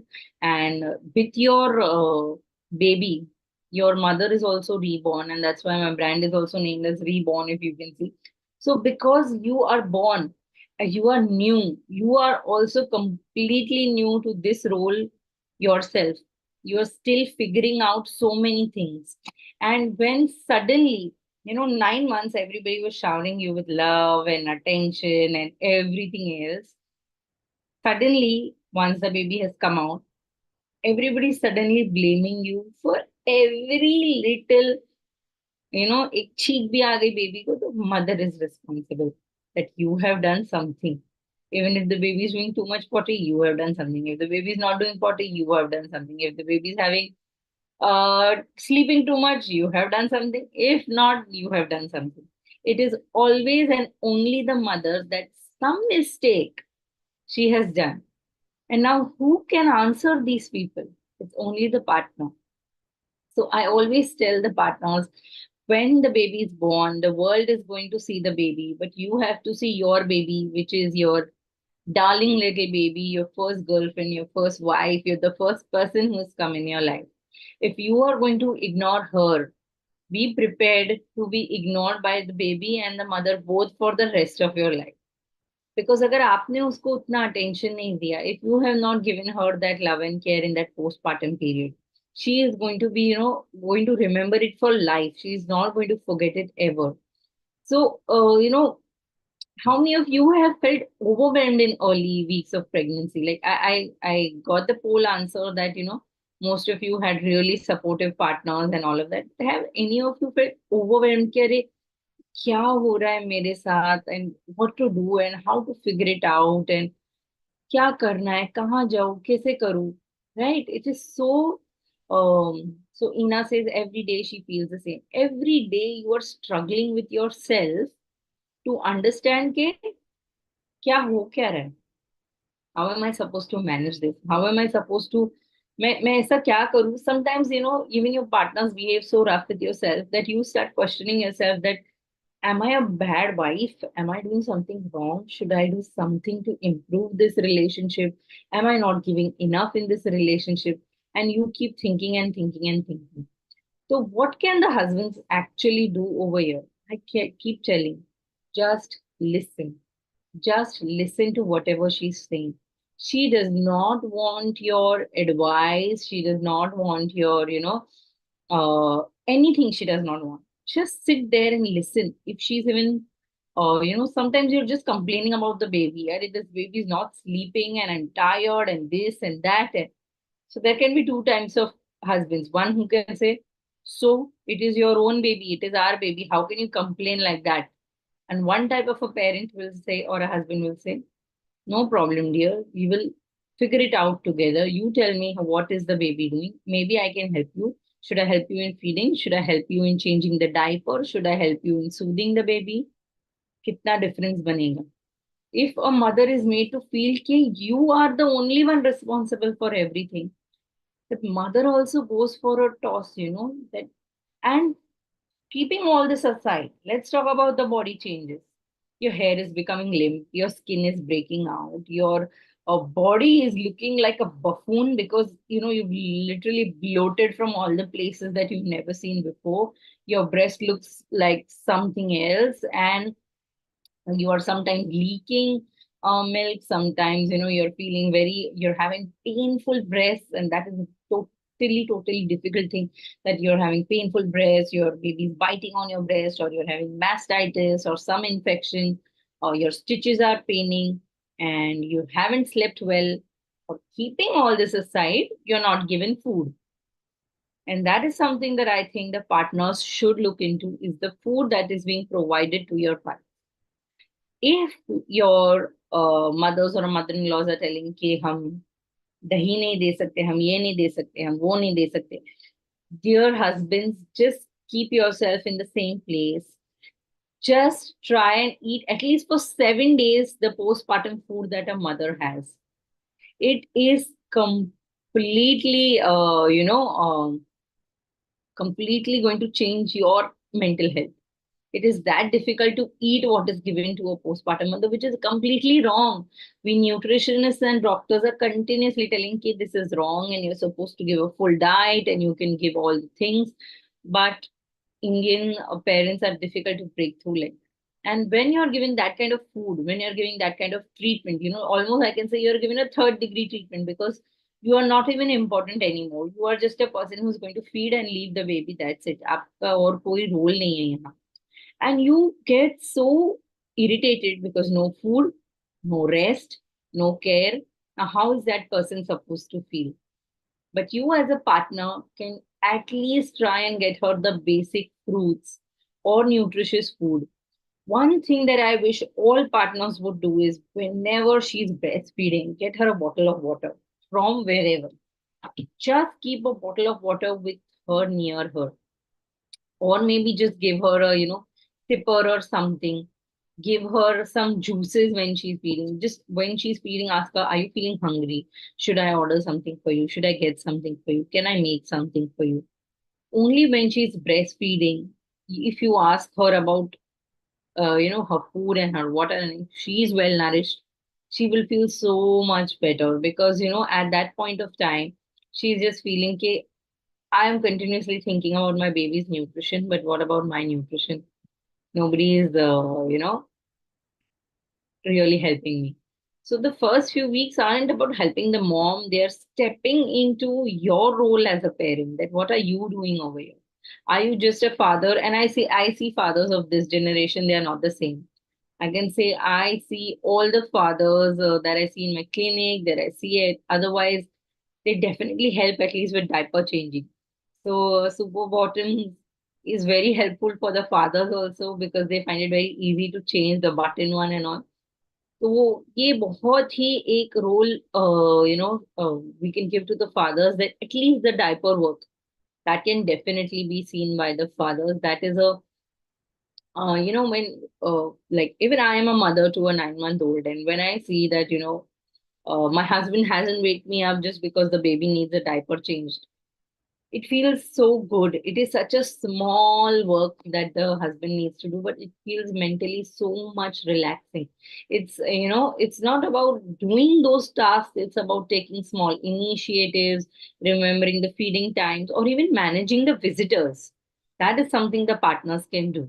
When you're a new mom, सबको मिलने आना है. Everybody wants to just come to see you and give some, tips and tricks, and hold the baby like this, wear this, tie your hair, put cotton in your hair, or put oil in your hair, and don't feed the baby with wet hair. So many things people want to tell you.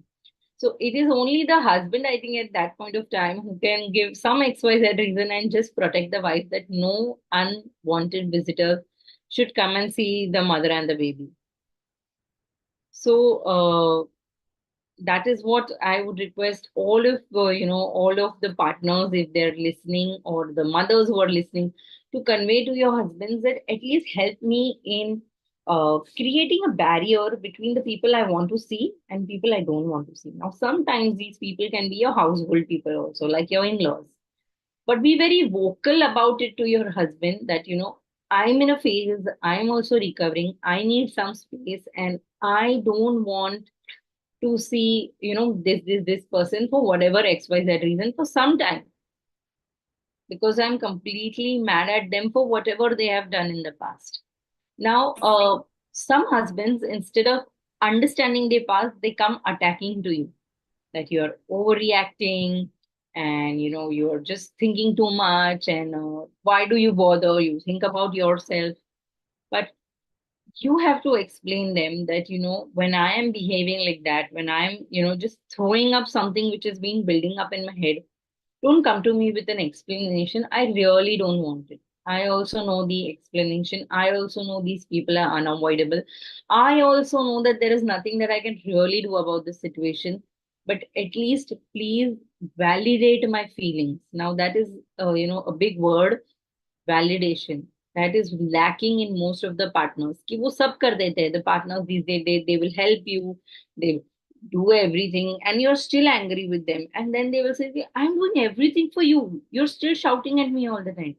But because they are not validating your emotions, that yes, you might feel angry sometimes, you might feel cranky sometimes, you might feel very tired and exhausted sometimes. So all of these feelings, just acknowledge, just validate that yes, I understand, yeah, this is happening. Just appreciate and validate. Don't give her an explanation that why, what is happening, and what you are doing, and why are you behaving like this. And this is something that the partners can do. And if the partner is still observing that, the partner is, like I can say, observing that the wife is still, having extreme emotional shifts. Help her to get a help her to reach to us, to, some expert in this postpartum field, expert in the breastfeeding field, who can train her and guide her to channelize her emotions. You are going to feel 100 lot of things every time, and uh, सही भाई वालों और मेरे मेरे बहुत ज्यादा मेरे दाढ़ी मूछ सब में मैंने भाई तूने तो अपना खुद ने हाल खराब किया sir, I can't. Okay. तो बंद करने Rima, can you unmute yourself? I've muted everyone and you also got muted. Yeah, okay. Yeah, because I was listening something, so I thought some partners saying something in the session. Okay. So of course the partners, they don't validate sometimes. They just say, "Okay, अरे तू बहुत सोच रही है, you are thinking too much. This is not the way to behave, and why are you behaving like you are not the only mother in this world." I hate this sentence, and so many people say it, when they meet you, that तू अकेली माँ नहीं बनी. But इस बच्चे की माँ तो मैं अकेली बनी हूं ना. This particular baby is only my child, and only how I want to raise him or her should be absolutely my choice. And please appreciate and let your wife choose that how she wants to um, build the baby up. There are some small fights that happen, that, say like cloth diapering. You want to do cloth diapering, and the husband says, "No, I don't want to do this." So let the mother choose what she wants to do for the child. You might give your opinion, but bring it to her very softly. Don't be too pushy. Don't be too pressy. के मेरी ही बात सुननी पड़ेगी.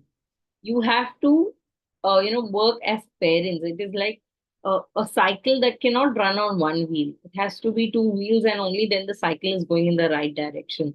So both of you first have to coordinate. If you keep quarreling and fighting, let me come here to the psychological point of view. If you're going to affect the mother, the baby will be so cranky. You can see it for yourself, that if you have fought with your wife, if the wife is very cranky, if she's very angry, let her breastfeed. Within 10-15 minutes, you will find the baby has become irritated, angry, no, not cooperating, whatever XYZ. Now, why is this happening?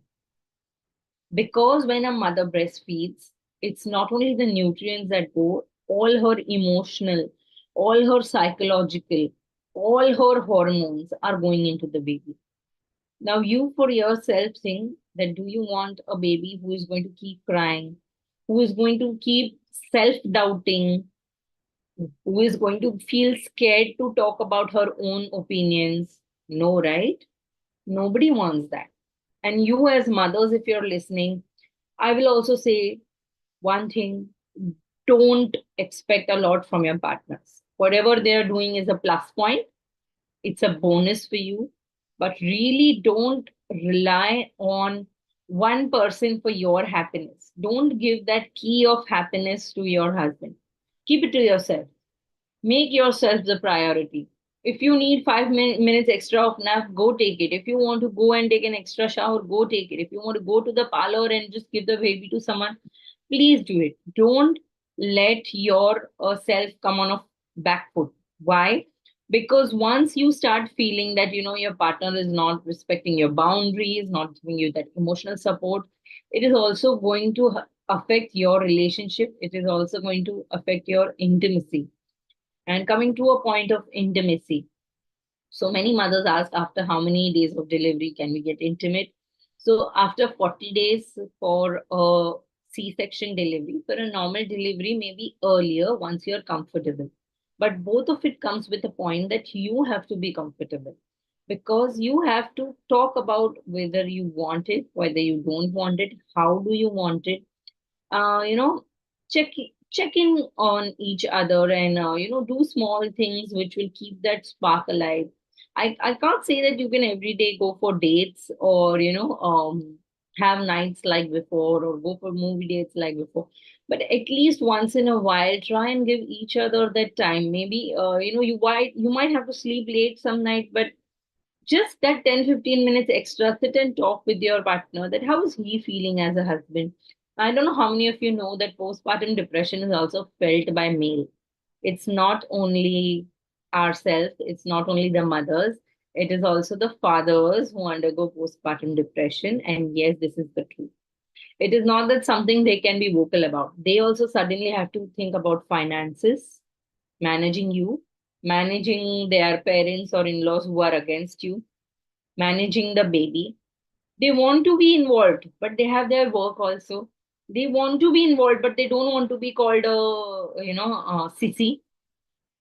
तो उनके खुद के भी अपने, they have their own internal fights, they have their own internal tensions, they have their own internal uh, fights going on. Ki, how do I actually support my wife? They're also a little clueless here that why is she attacking me every time for whatever XYZ things the mother must have done or the sister must have done something. It's सबका गुस्सा मुझ पे क्यों निकाल रही है? That is what the husband feels. But the husband needs to understand that it's not that she's removing someone's frustration on you. She is just removing her frustration out. Because if it does not come out from words, from her mind, it is going to go in the breast milk and affect the baby. So now you decide what is better. At least just talk. Now, someone has asked, how do you support your husband in this then? Talk. Talk about it. Talk about it to him freely that, I keep talking about my emotions every day, whatever is your husband's name. What do you feel? How are you feeling after our babies come? Are you able to see the responsibilities? Do you think that, I'm being too much? Do you think there is any changes I can make in the baby's routine that can help both of us? Are you able to manage the finances? Do you think that I'm being unjust with you? So just so many questions that you can give him, get his feedback, and understand that what is going wrong here. And trust me, it is not for you, it is not for me. Everyone has a rough patch first 3 months. It has been also for me, even though being in this field for years and years of experience. Like someone said, being a mom is a 24-hour job, and you do feel, irritated with your husband for the smallest of things. I remember shouting at my husband once because the sterilized bottle, he just kept it upside down or something, and I got so angry that you don't understand, it's a sterilized and dust will come on it. And then I realized that this was just, he didn't do it purposely, first of all, and this was not such a big deal. But sometimes you just react like this and you don't understand why. So what you can do is maybe just apologize after some time that, yeah, I overreacted, but I was just over concerned about the baby, and, this is how I was feeling. And if you keep it a two-way communication, if you even accept your faults, then it is going to work. If you just keep gatekeeping that, no, no, no, how am I going to say sorry? He has done a mistake. Then it is not going to get you in any way. And so, how do you divide the responsibilities with the husband, considering if they're a full-time worker or, going to shop from say 10 to 10 and they're not even available at home? I always encourage that at least in the morning, before the mother gets up, always the father should get up. When the baby first gets up in the morning, let father do that first 10, 15, 20 minutes of cajoling, talking to the baby, taking the baby around the house, or making him do prayers or give water to the plants. So that is what I tell my husband to do. So even that 10, 15 minutes extra nap that the mother gets, she feels so happy. So thoda, just give that baby a little extra father time in the morning, and before bedtime, before the baby is winding up for the day, make sure the daddy is putting him to sleep. So once you've fed and everything, the baby's still not very slept, half awake. Let the daddy do the patting or talking and connecting, and let the father play. So I have realized one thing: fathers play very well with the babies more than the mothers. And the babies love it as well. You will always see, be it a boy or a girl, your baby will love playing with the father more than you, because they are playing without any hesitations. We have 100 things in our mind when we are playing. So let the baby play with your husband without you being judgy about it. कि ऐसे मत बिठाओ, ऐसे मत खड़ा करो, ऐसे sir मत पकड़ो, hold from here. If you're going to keep mothering your husband, now this is a big statement that I'm making. If you keep mothering your husband, he do like this, don't do that, don't do this, he will say, might as well you take the baby and you only take care of the baby. Bye bye. है ना? So don't become a mother to your husband. Remain the wife that you are. Let him also do something. Let him also, uh, be there, but not over pressurizing with a lot of things. So partners are not your sidekicks, they're co-creators of your new life and a new family. So just be there with each other, support each other. Of course, again, the bottom line goes to talk to each other. But what if you can't even talk? If your relationship is not at that level कि हम इतना freely एक दूसरे को बात कर पाए. Gestures. There are I find there are also partners who are not very talkative. Like I said, I did the mistake कि चलो, I shouted at him for a small thing, and I don't want to say sorry. I'm an egoistic person and I can't do that. Gestures, maybe cook something extra special for him or do something sweet for him, that he will also realize that okay, she is not angry with me all the time. And partners, husbands, if you're listening, please understand, she has postpartum depression. Every mother goes through it, whether she realizes it or not, whether वो बहुत ज़्यादा हो या कम, everyone goes through it. So just be there, just be her rock, just be there on her back, that, don't listen to anyone else. I'm going to be there with you. I am there with you today and always, and I'm going to support you for whatever you need. It is our family, you, me, and the baby. And if you have one more baby, then we are the core family, and nobody else has a right to pass judgments or shake our, relationship. So keep yourself and your husband first, and the baby after that. Don't make baby the priority. Make your partner the priority. This goes for both the parents. Okay, so that is how I would like to conclude, and I hope that is useful to all of you. Yeah, thank you. And I see a lot of questions in the comments. Should we take that up, or? I think you have already answered all of those going like one by one, but there are a few which were unanswered.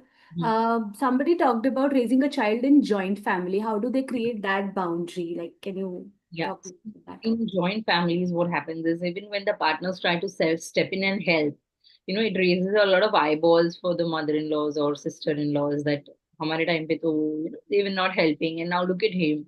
So I think the partners here also have to sit down and speak to their mothers and sisters, that, wouldn't you have liked it if dad would have helped? Wouldn't you have liked it if your husband would have helped?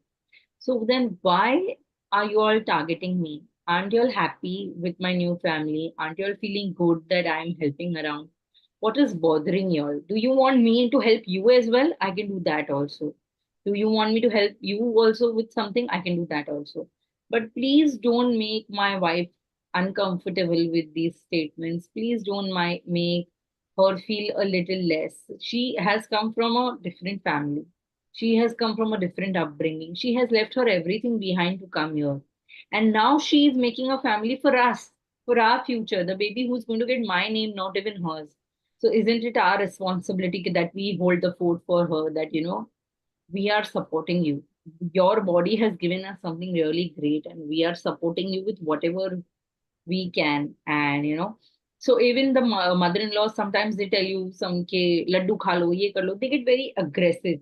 Now in the same way, if you tell it in a loving way, the mother will also understand that she's telling me out of care and concern, that I should not fall sick when I get old, and not because she's just trying to put me down.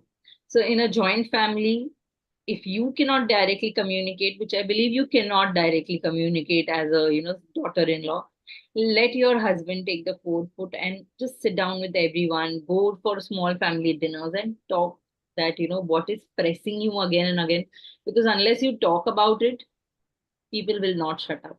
People will keep repeating and repeating and repeating. It may be harsh for once, it might be rude for once, but trust me, they will never bring it up again, and it will help you a lot.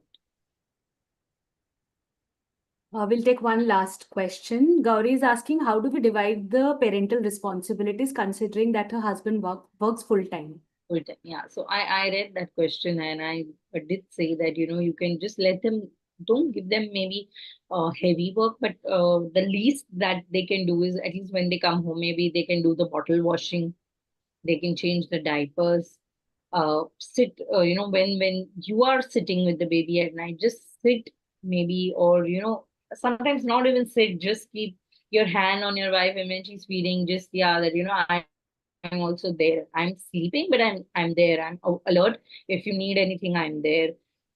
In the mornings, maybe just till you make the breakfast and everything, play around with the baby, take them around the house. That is something that they can do. So yeah, at least bottle washing and changing diapers, that is very easy, and they can do it. Yeah, and I also loved your point about attending the guest. I think that is one of the most overwhelming tasks for a new mother.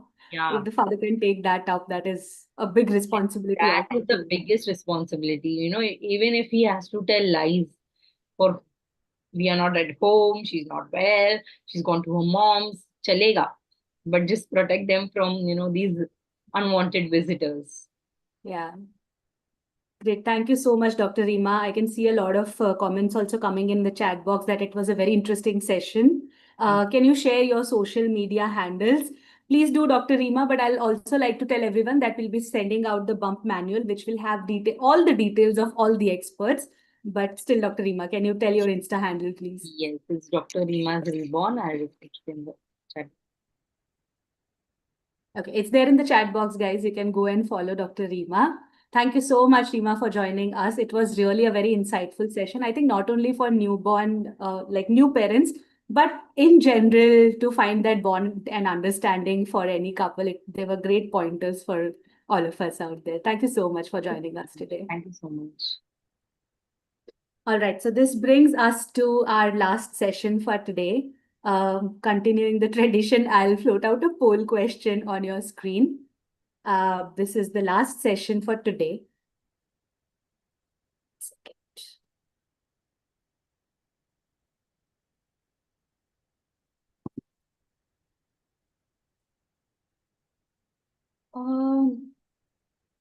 There is some technical error. Just give me 1 second, guys.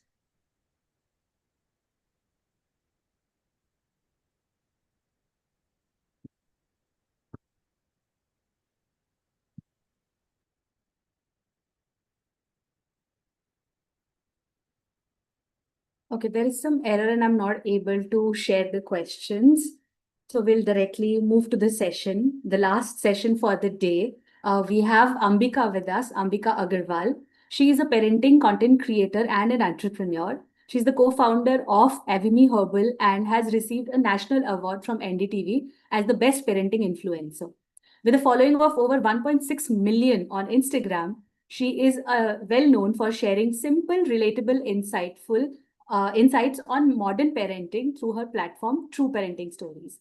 Ambika has also appeared on Shark Tank, so a lot of you will recognize her face. She creates content that focuses on raising emotionally resilient and independent children, drawing from both her research and personal experiences as a mother. So, Ambika, over to you.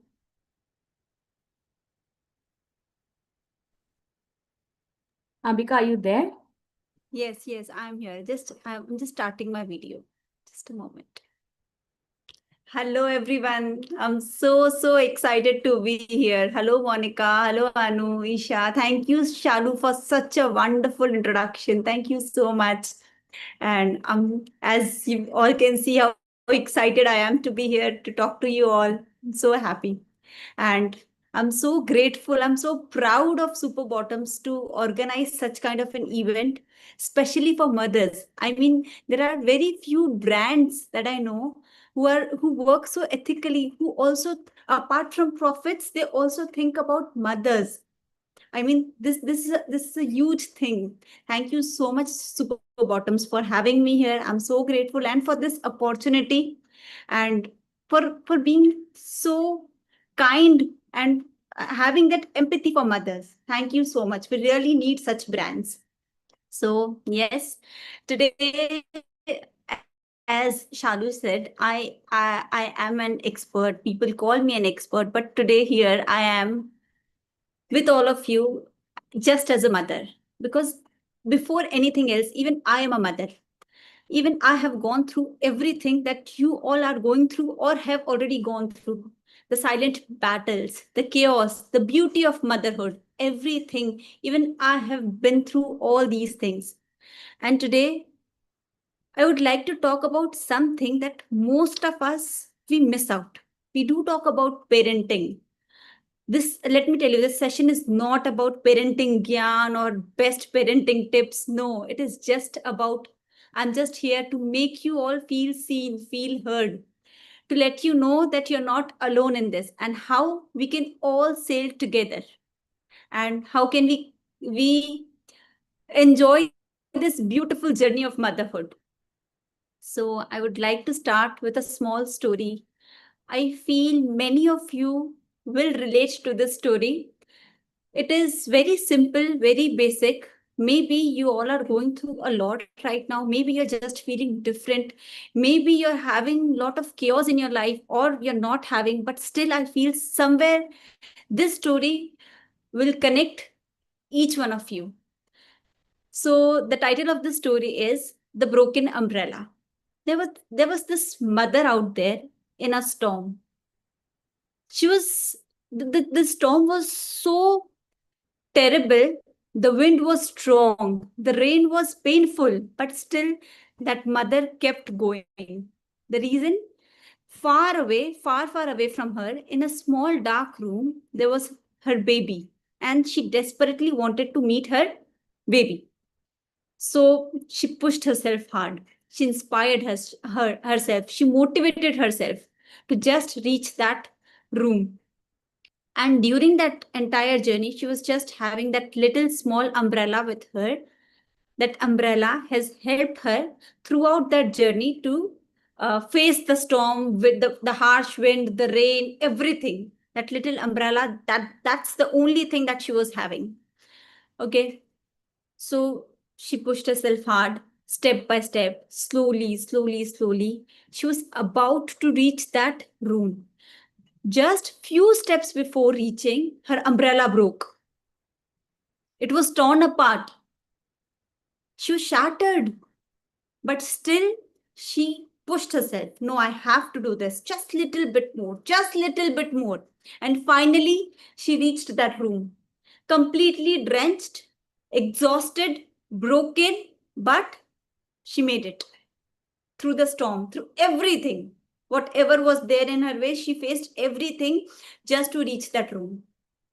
And she saw her baby. There was a huge smile on her face. The sense of relief. Finally, I am here. She picked her baby. She hugged her. She kissed her. And the next moment, she just saw her broken umbrella. And instead of feeling proud that she had just made through the storm and everything, she is into that room. She had made it. She should feel proud of herself. Instead of feeling proud, she was feeling shameful just by looking at that umbrella. She felt how terrible mother I am. This was the single thing that I was having, and I just broke it. Now, how am I going to get out of this room in the storm with my baby? How am I going to go out? I do not have anything, no support at all. She was feeling guilty. She was feeling terrible. This was the only umbrella. How can I do this? You're getting me? Instead of feeling proud, she was feeling shameful. She was blaming herself for everything. She was just standing outside the window. She saw others, people passing by. Few were having strong raincoats. Others were having big umbrellas. Mostly everyone she saw were well prepared for the storm. But it was only her who was not prepared enough. She was feeling more guilty. Because of me, I am stuck here, and along with me, my child is also here. What do I do now? After a few moments, she saw somebody who was having tools in his hand. She assumed that this is the person, he can help me to fix my umbrella. And maybe I can come out of this room, this lonely room, this dark room. But she was just about to call that person, but she stopped, assuming that person might judge her, saying that can't she even take care of her little umbrella? What kind of mother she is? She cried a lot. She was sitting there beside the wall. There was this full plate of food in front of her, of hot, fresh food. But she said to herself that I don't deserve this. I don't deserve anything. She was exhausted. She was tired. But she said, no, I don't want to eat. I cannot eat because I don't deserve this food. Okay. The line here is, I don't deserve this food. There was this food, but she refrained from having it. So this is the end of the story. She was there in that room, exhausted, hungry, lonely, with the child.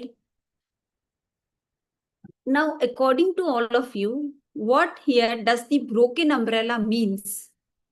What does this metaphor of broken umbrella means to you? What does this metaphor of storm means to you? Can anybody just write in the chat box so that I can read?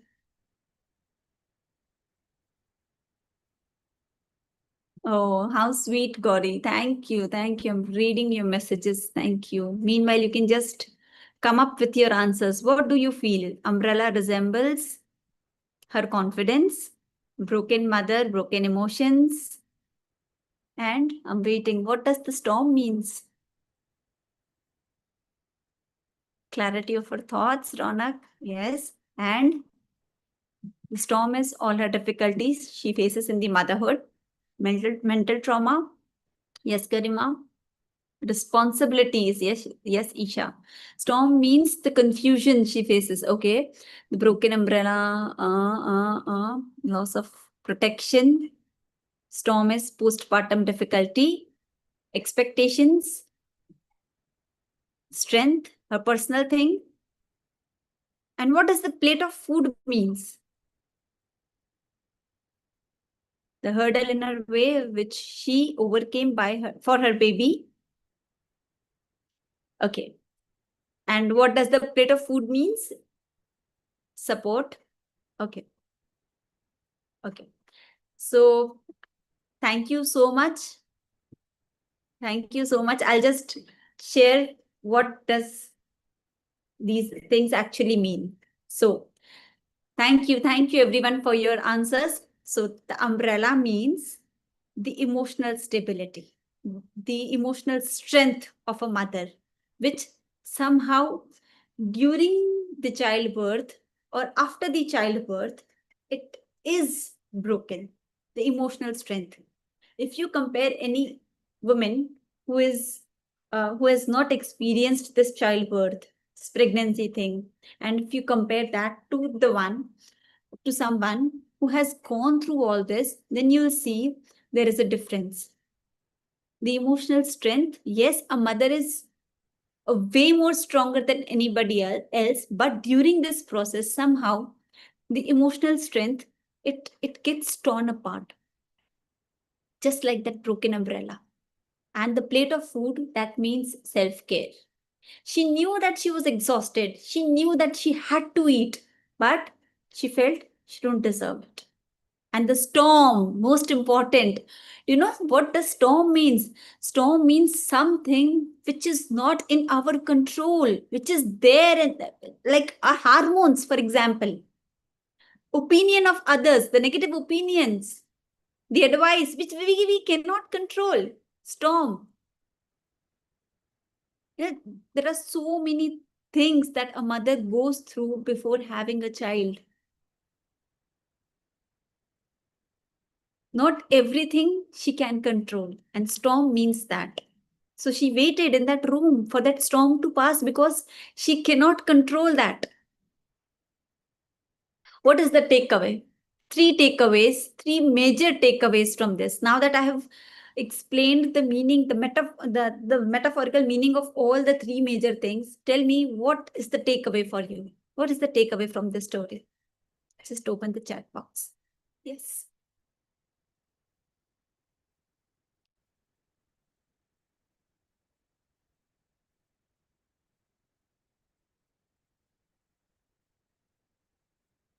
Self-care is important even if you are a mother. Very good, Barsha. Yes, yes. I agree. Seek for help when needed. Yes. How she came out of all her problems. Taking help is not wrong. Yes, correct, Barsha. You are a pro, Barsha. Wow. Prioritizing yourself as a mother. Don't worry too much about the things not in your control. Believe in yourself. Just accept and let go. Remain emotionally strong. Self-care. Do not try controlling what you can't. Ask for help always. Strength comes. Okay. Great, great. Listening to yourself. Okay. Mom can't always be perfect. Yes, yes. Even I am not perfect. Nobody is. Proud that you did what is best for your child. Yes, yes. Okay. Yes, Varsha. Yes, Dikshi, Paul. Thank you, Anu. Thank you, everyone. So let me tell you, and I think every mother deserves to listen to this. That storm isn't your fault. That broken umbrella is not something to be ashamed of. Asking for help does not mean that people will judge you. If somebody is judging you, it's okay. But there are so many people out there. Not everybody is going to judge you. You need to pick up the right person. See, no matter what you do, trust me, people around you, they are going to judge you. They are going to have opinions about you, about your parenting. But tell me one thing. Do their opinions feed your child? Do they come at 3 a.m. to change a child's diapers? Why are you getting affected by your opinions? See, I have learned one thing. Most of the time, we fail to ask for help because, number one, we feel that people will judge us. Okay, they'll feel we are not a good mother. We cannot take care of our child. Second, we don't trust anyone like this randomly, especially when it comes to our baby. We lack trust, right? Right or wrong? It's I just need all of you to engage with me, interact with me. Yes.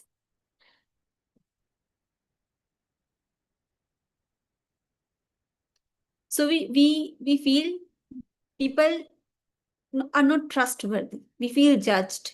And we sometimes feel that we assume that it is my job and I have to do it. It is just I'm the mother. How can I ask even my husband to do this thing for me, for my child? Because it is my job. It is my responsibility alone. This assumption. Because it's been decades, it's been centuries. People have fed this thing into our minds that being a mother, your priorities should be your child. I completely agree with this thing. But in this entire process, they somehow fail to see what mothers go through. You cannot fill up from an empty cup. We need to understand this thing.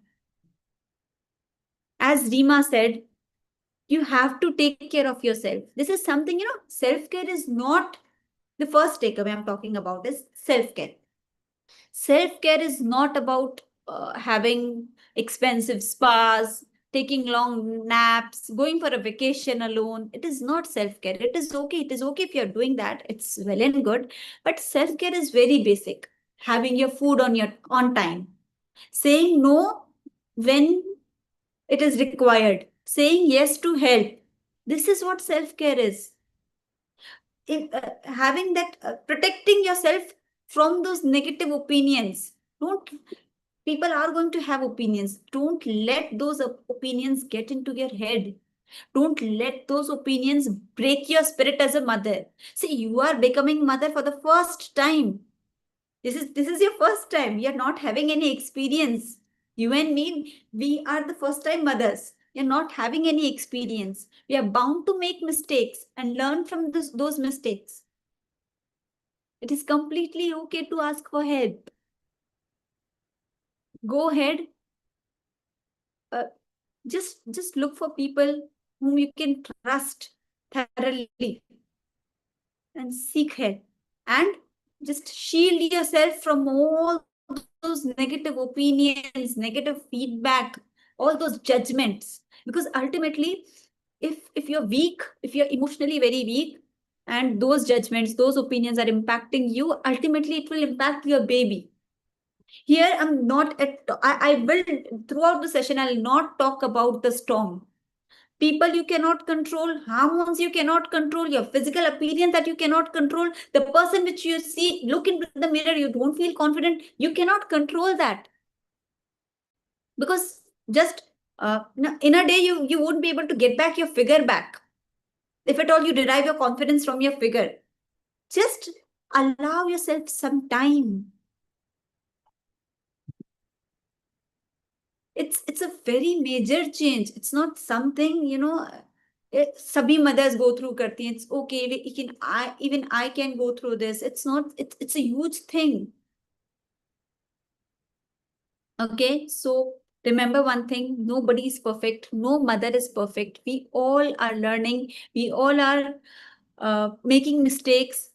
Own your mistakes and make sure you learn from your mistakes so that you don't repeat them again and again. And don't let anyone make you feel that you're not good enough. You are imperfect and embrace that imperfection.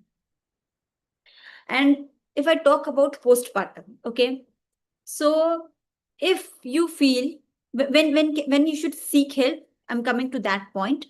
So if you feel lost, exhausted, you feel like crying whole day, you don't feel like you don't feel connected to your baby, no matter how much you try, and that's why you also feel guilty about the same, but you feel you're lost, everything has changed, or maybe you just feel different. Maybe you're feeling normal, but you're feeling very different. This is not what you used to feel. Okay, you're crying a lot. So these all symptoms are completely normal for first 2 weeks. But even after 2 weeks, you feel all these things are still happening with you. You're not feeling calm. You're not feeling connected with your child. Then please seek help. Please seek help. It is really important for yourself, for your baby, for your entire family. Don't assume that people will understand what you're going through. They should be understanding. There are so many people out there talking how important it is to support mothers. They should be knowing, my family should be knowing that I need support. Why should I go and speak? Instead of assuming and expecting this, you go and ask for help. Seeking help is not weakness. Yes, Gauravi. So you go and ask for help. There's nothing wrong with it. And while asking for help, make sure you're not blaming them. You should have known this. No, even they are learning. We are also learning. This is something new. This subject, 2 decades ago, we never used to even think about this thing. Think about mothers. Bacha ho gaya, baat khatam. We are happy. Let's celebrate. This is something new. We are doing this to create awareness. Even they don't know maybe about it.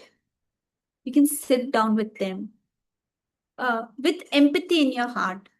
Talk to them. If you feel your family is not able to understand you, just talk to them. I'm telling you, what role should you play? Yes, they should understand, but sometimes we all need help.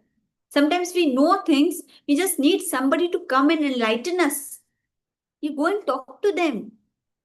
See, at least for yourself, for your baby. Talking politely and honestly, yes. Yes, we cannot assume people will understand when we need help. You always need to ask. Yes, of course, we need to ask. It's a very basic thing. As I said, sometimes we need somebody to come and tell us, to inspire us, to enlighten us. Okay, so this was the first thing. Take care of yourself. Okay. Second is, please do not, and also, yes, ask for help. You've already covered this thing. Third is, please do not forget your dreams in this journey of motherhood. Please do not bury your dreams. Eventually, after 4 to 5 years or down the line, 10 years, you'll feel miserable about yourself. What kind of mother I am? You'll have empty nest syndrome if you have heard about it. You know, once our kids are grown up, they just fly out of our nest and we feel empty nest syndrome. We feel, what are we left with? Nothing. So it's really difficult. I completely empathize. It's really, really, really difficult to balance motherhood, your career, your family, yourself, everything. But at least we can try. Do not just drop one thing in order to prioritize the another. Please do not forget your dreams. Dreams are something, if at all, let us say you have a dream, just sit with a cup of coffee each day and read a novel. It is okay. If this is something you really look up to, it's okay. If you have a dream to be a CEO of a multinational company, go ahead. Whatever your dream is, big or small, whatever that gives you happiness, that sparks light in you, please go after that dream. Do not bury your dream.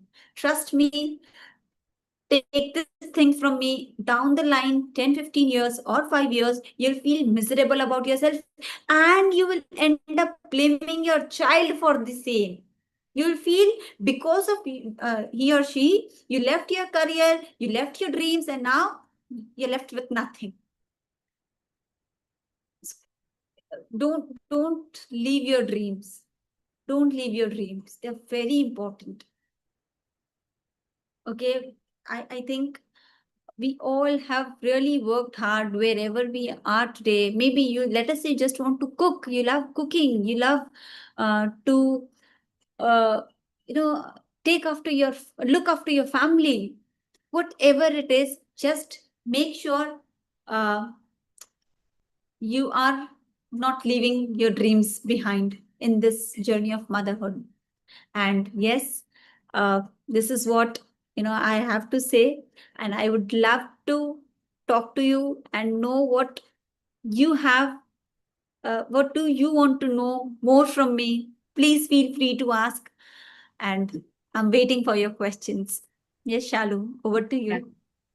Thank you so much, Ambika. This was so relatable. I had goosebumps while you were speaking. I was constantly smiling because, I'll give a personal example. My kids are now 10 years old. I have twins. They're almost 11.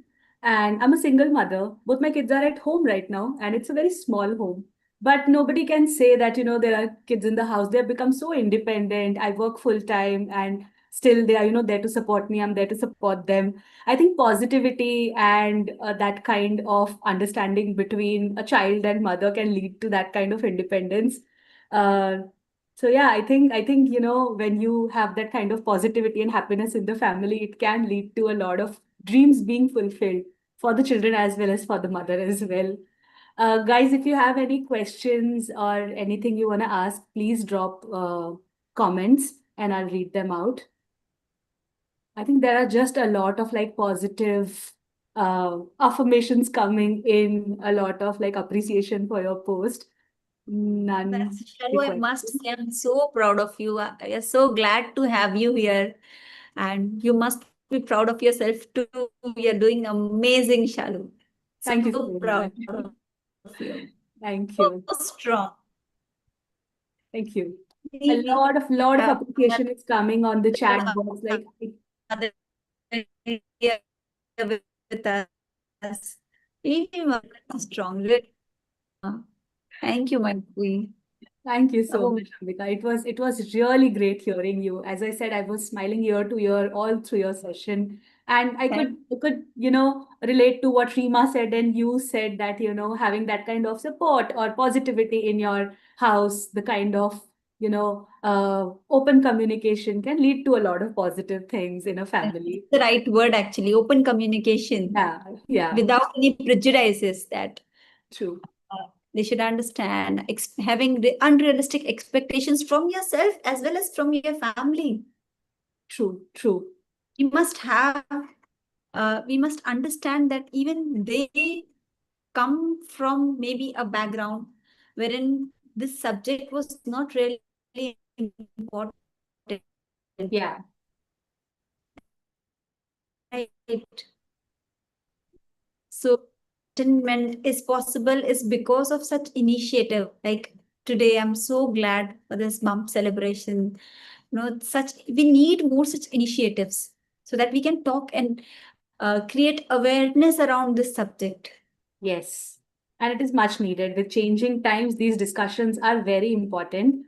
And I'd like to re-emphasize again, guys, like do come join the community because as I said, Super Bottoms community is not all about cloth diapering. All these topics, everything that a new parent goes through, I won't even say a new mother, because everyone in the family, when a new member comes, you have a lot of challenges, a lot of changes that happen in the family. All that is being discussed from life of a new mother to what food to eat to what to feed to the child, everything. So I have dropped again the link of community in the chat box.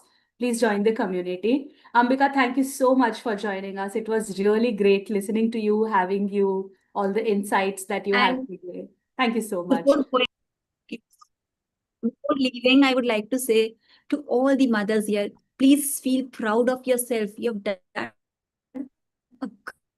great job.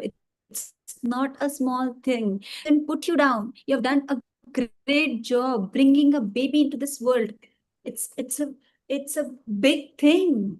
So feel proud of yourself. You have been through that storm alone.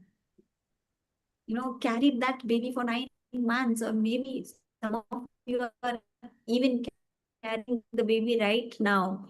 So it's a big thing. It's don't let anyone diminish your light. Feel proud of yourself. Yes, thank you, Shalu, for Thank having you me. Thank so you, much, everybody, Ambika. for patiently listening to me and for your positive comments. Thank you so much. Thank you, Ambika. So, guys, that brings us to the end of the bump celebrations.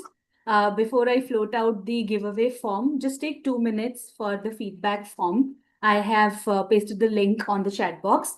Uh, we just want to know how much did you enjoy the session? Will you recommend it to other people in future? And what do you think we can work on to make these sessions even more better? So let's please take 2 minutes and fill these feedback forms. And once you're done with your feedback form, I'm also pasting the giveaway quiz. Uh, there are very simple questions in the quiz. All you need to do is answer those, and we'll choose the winner from the giveaway sheet. So please make sure that you answer all the questions and submit the form from which we'll be choosing all the winners. So let's take 4 or 5 minutes for feedback form and the giveaway form. And before we leave the session, we'll be announcing the winners. Whoever is the winner, please make sure that you DM us your address with complete PIN code, phone number, everything, so that we can send out the hamper to you.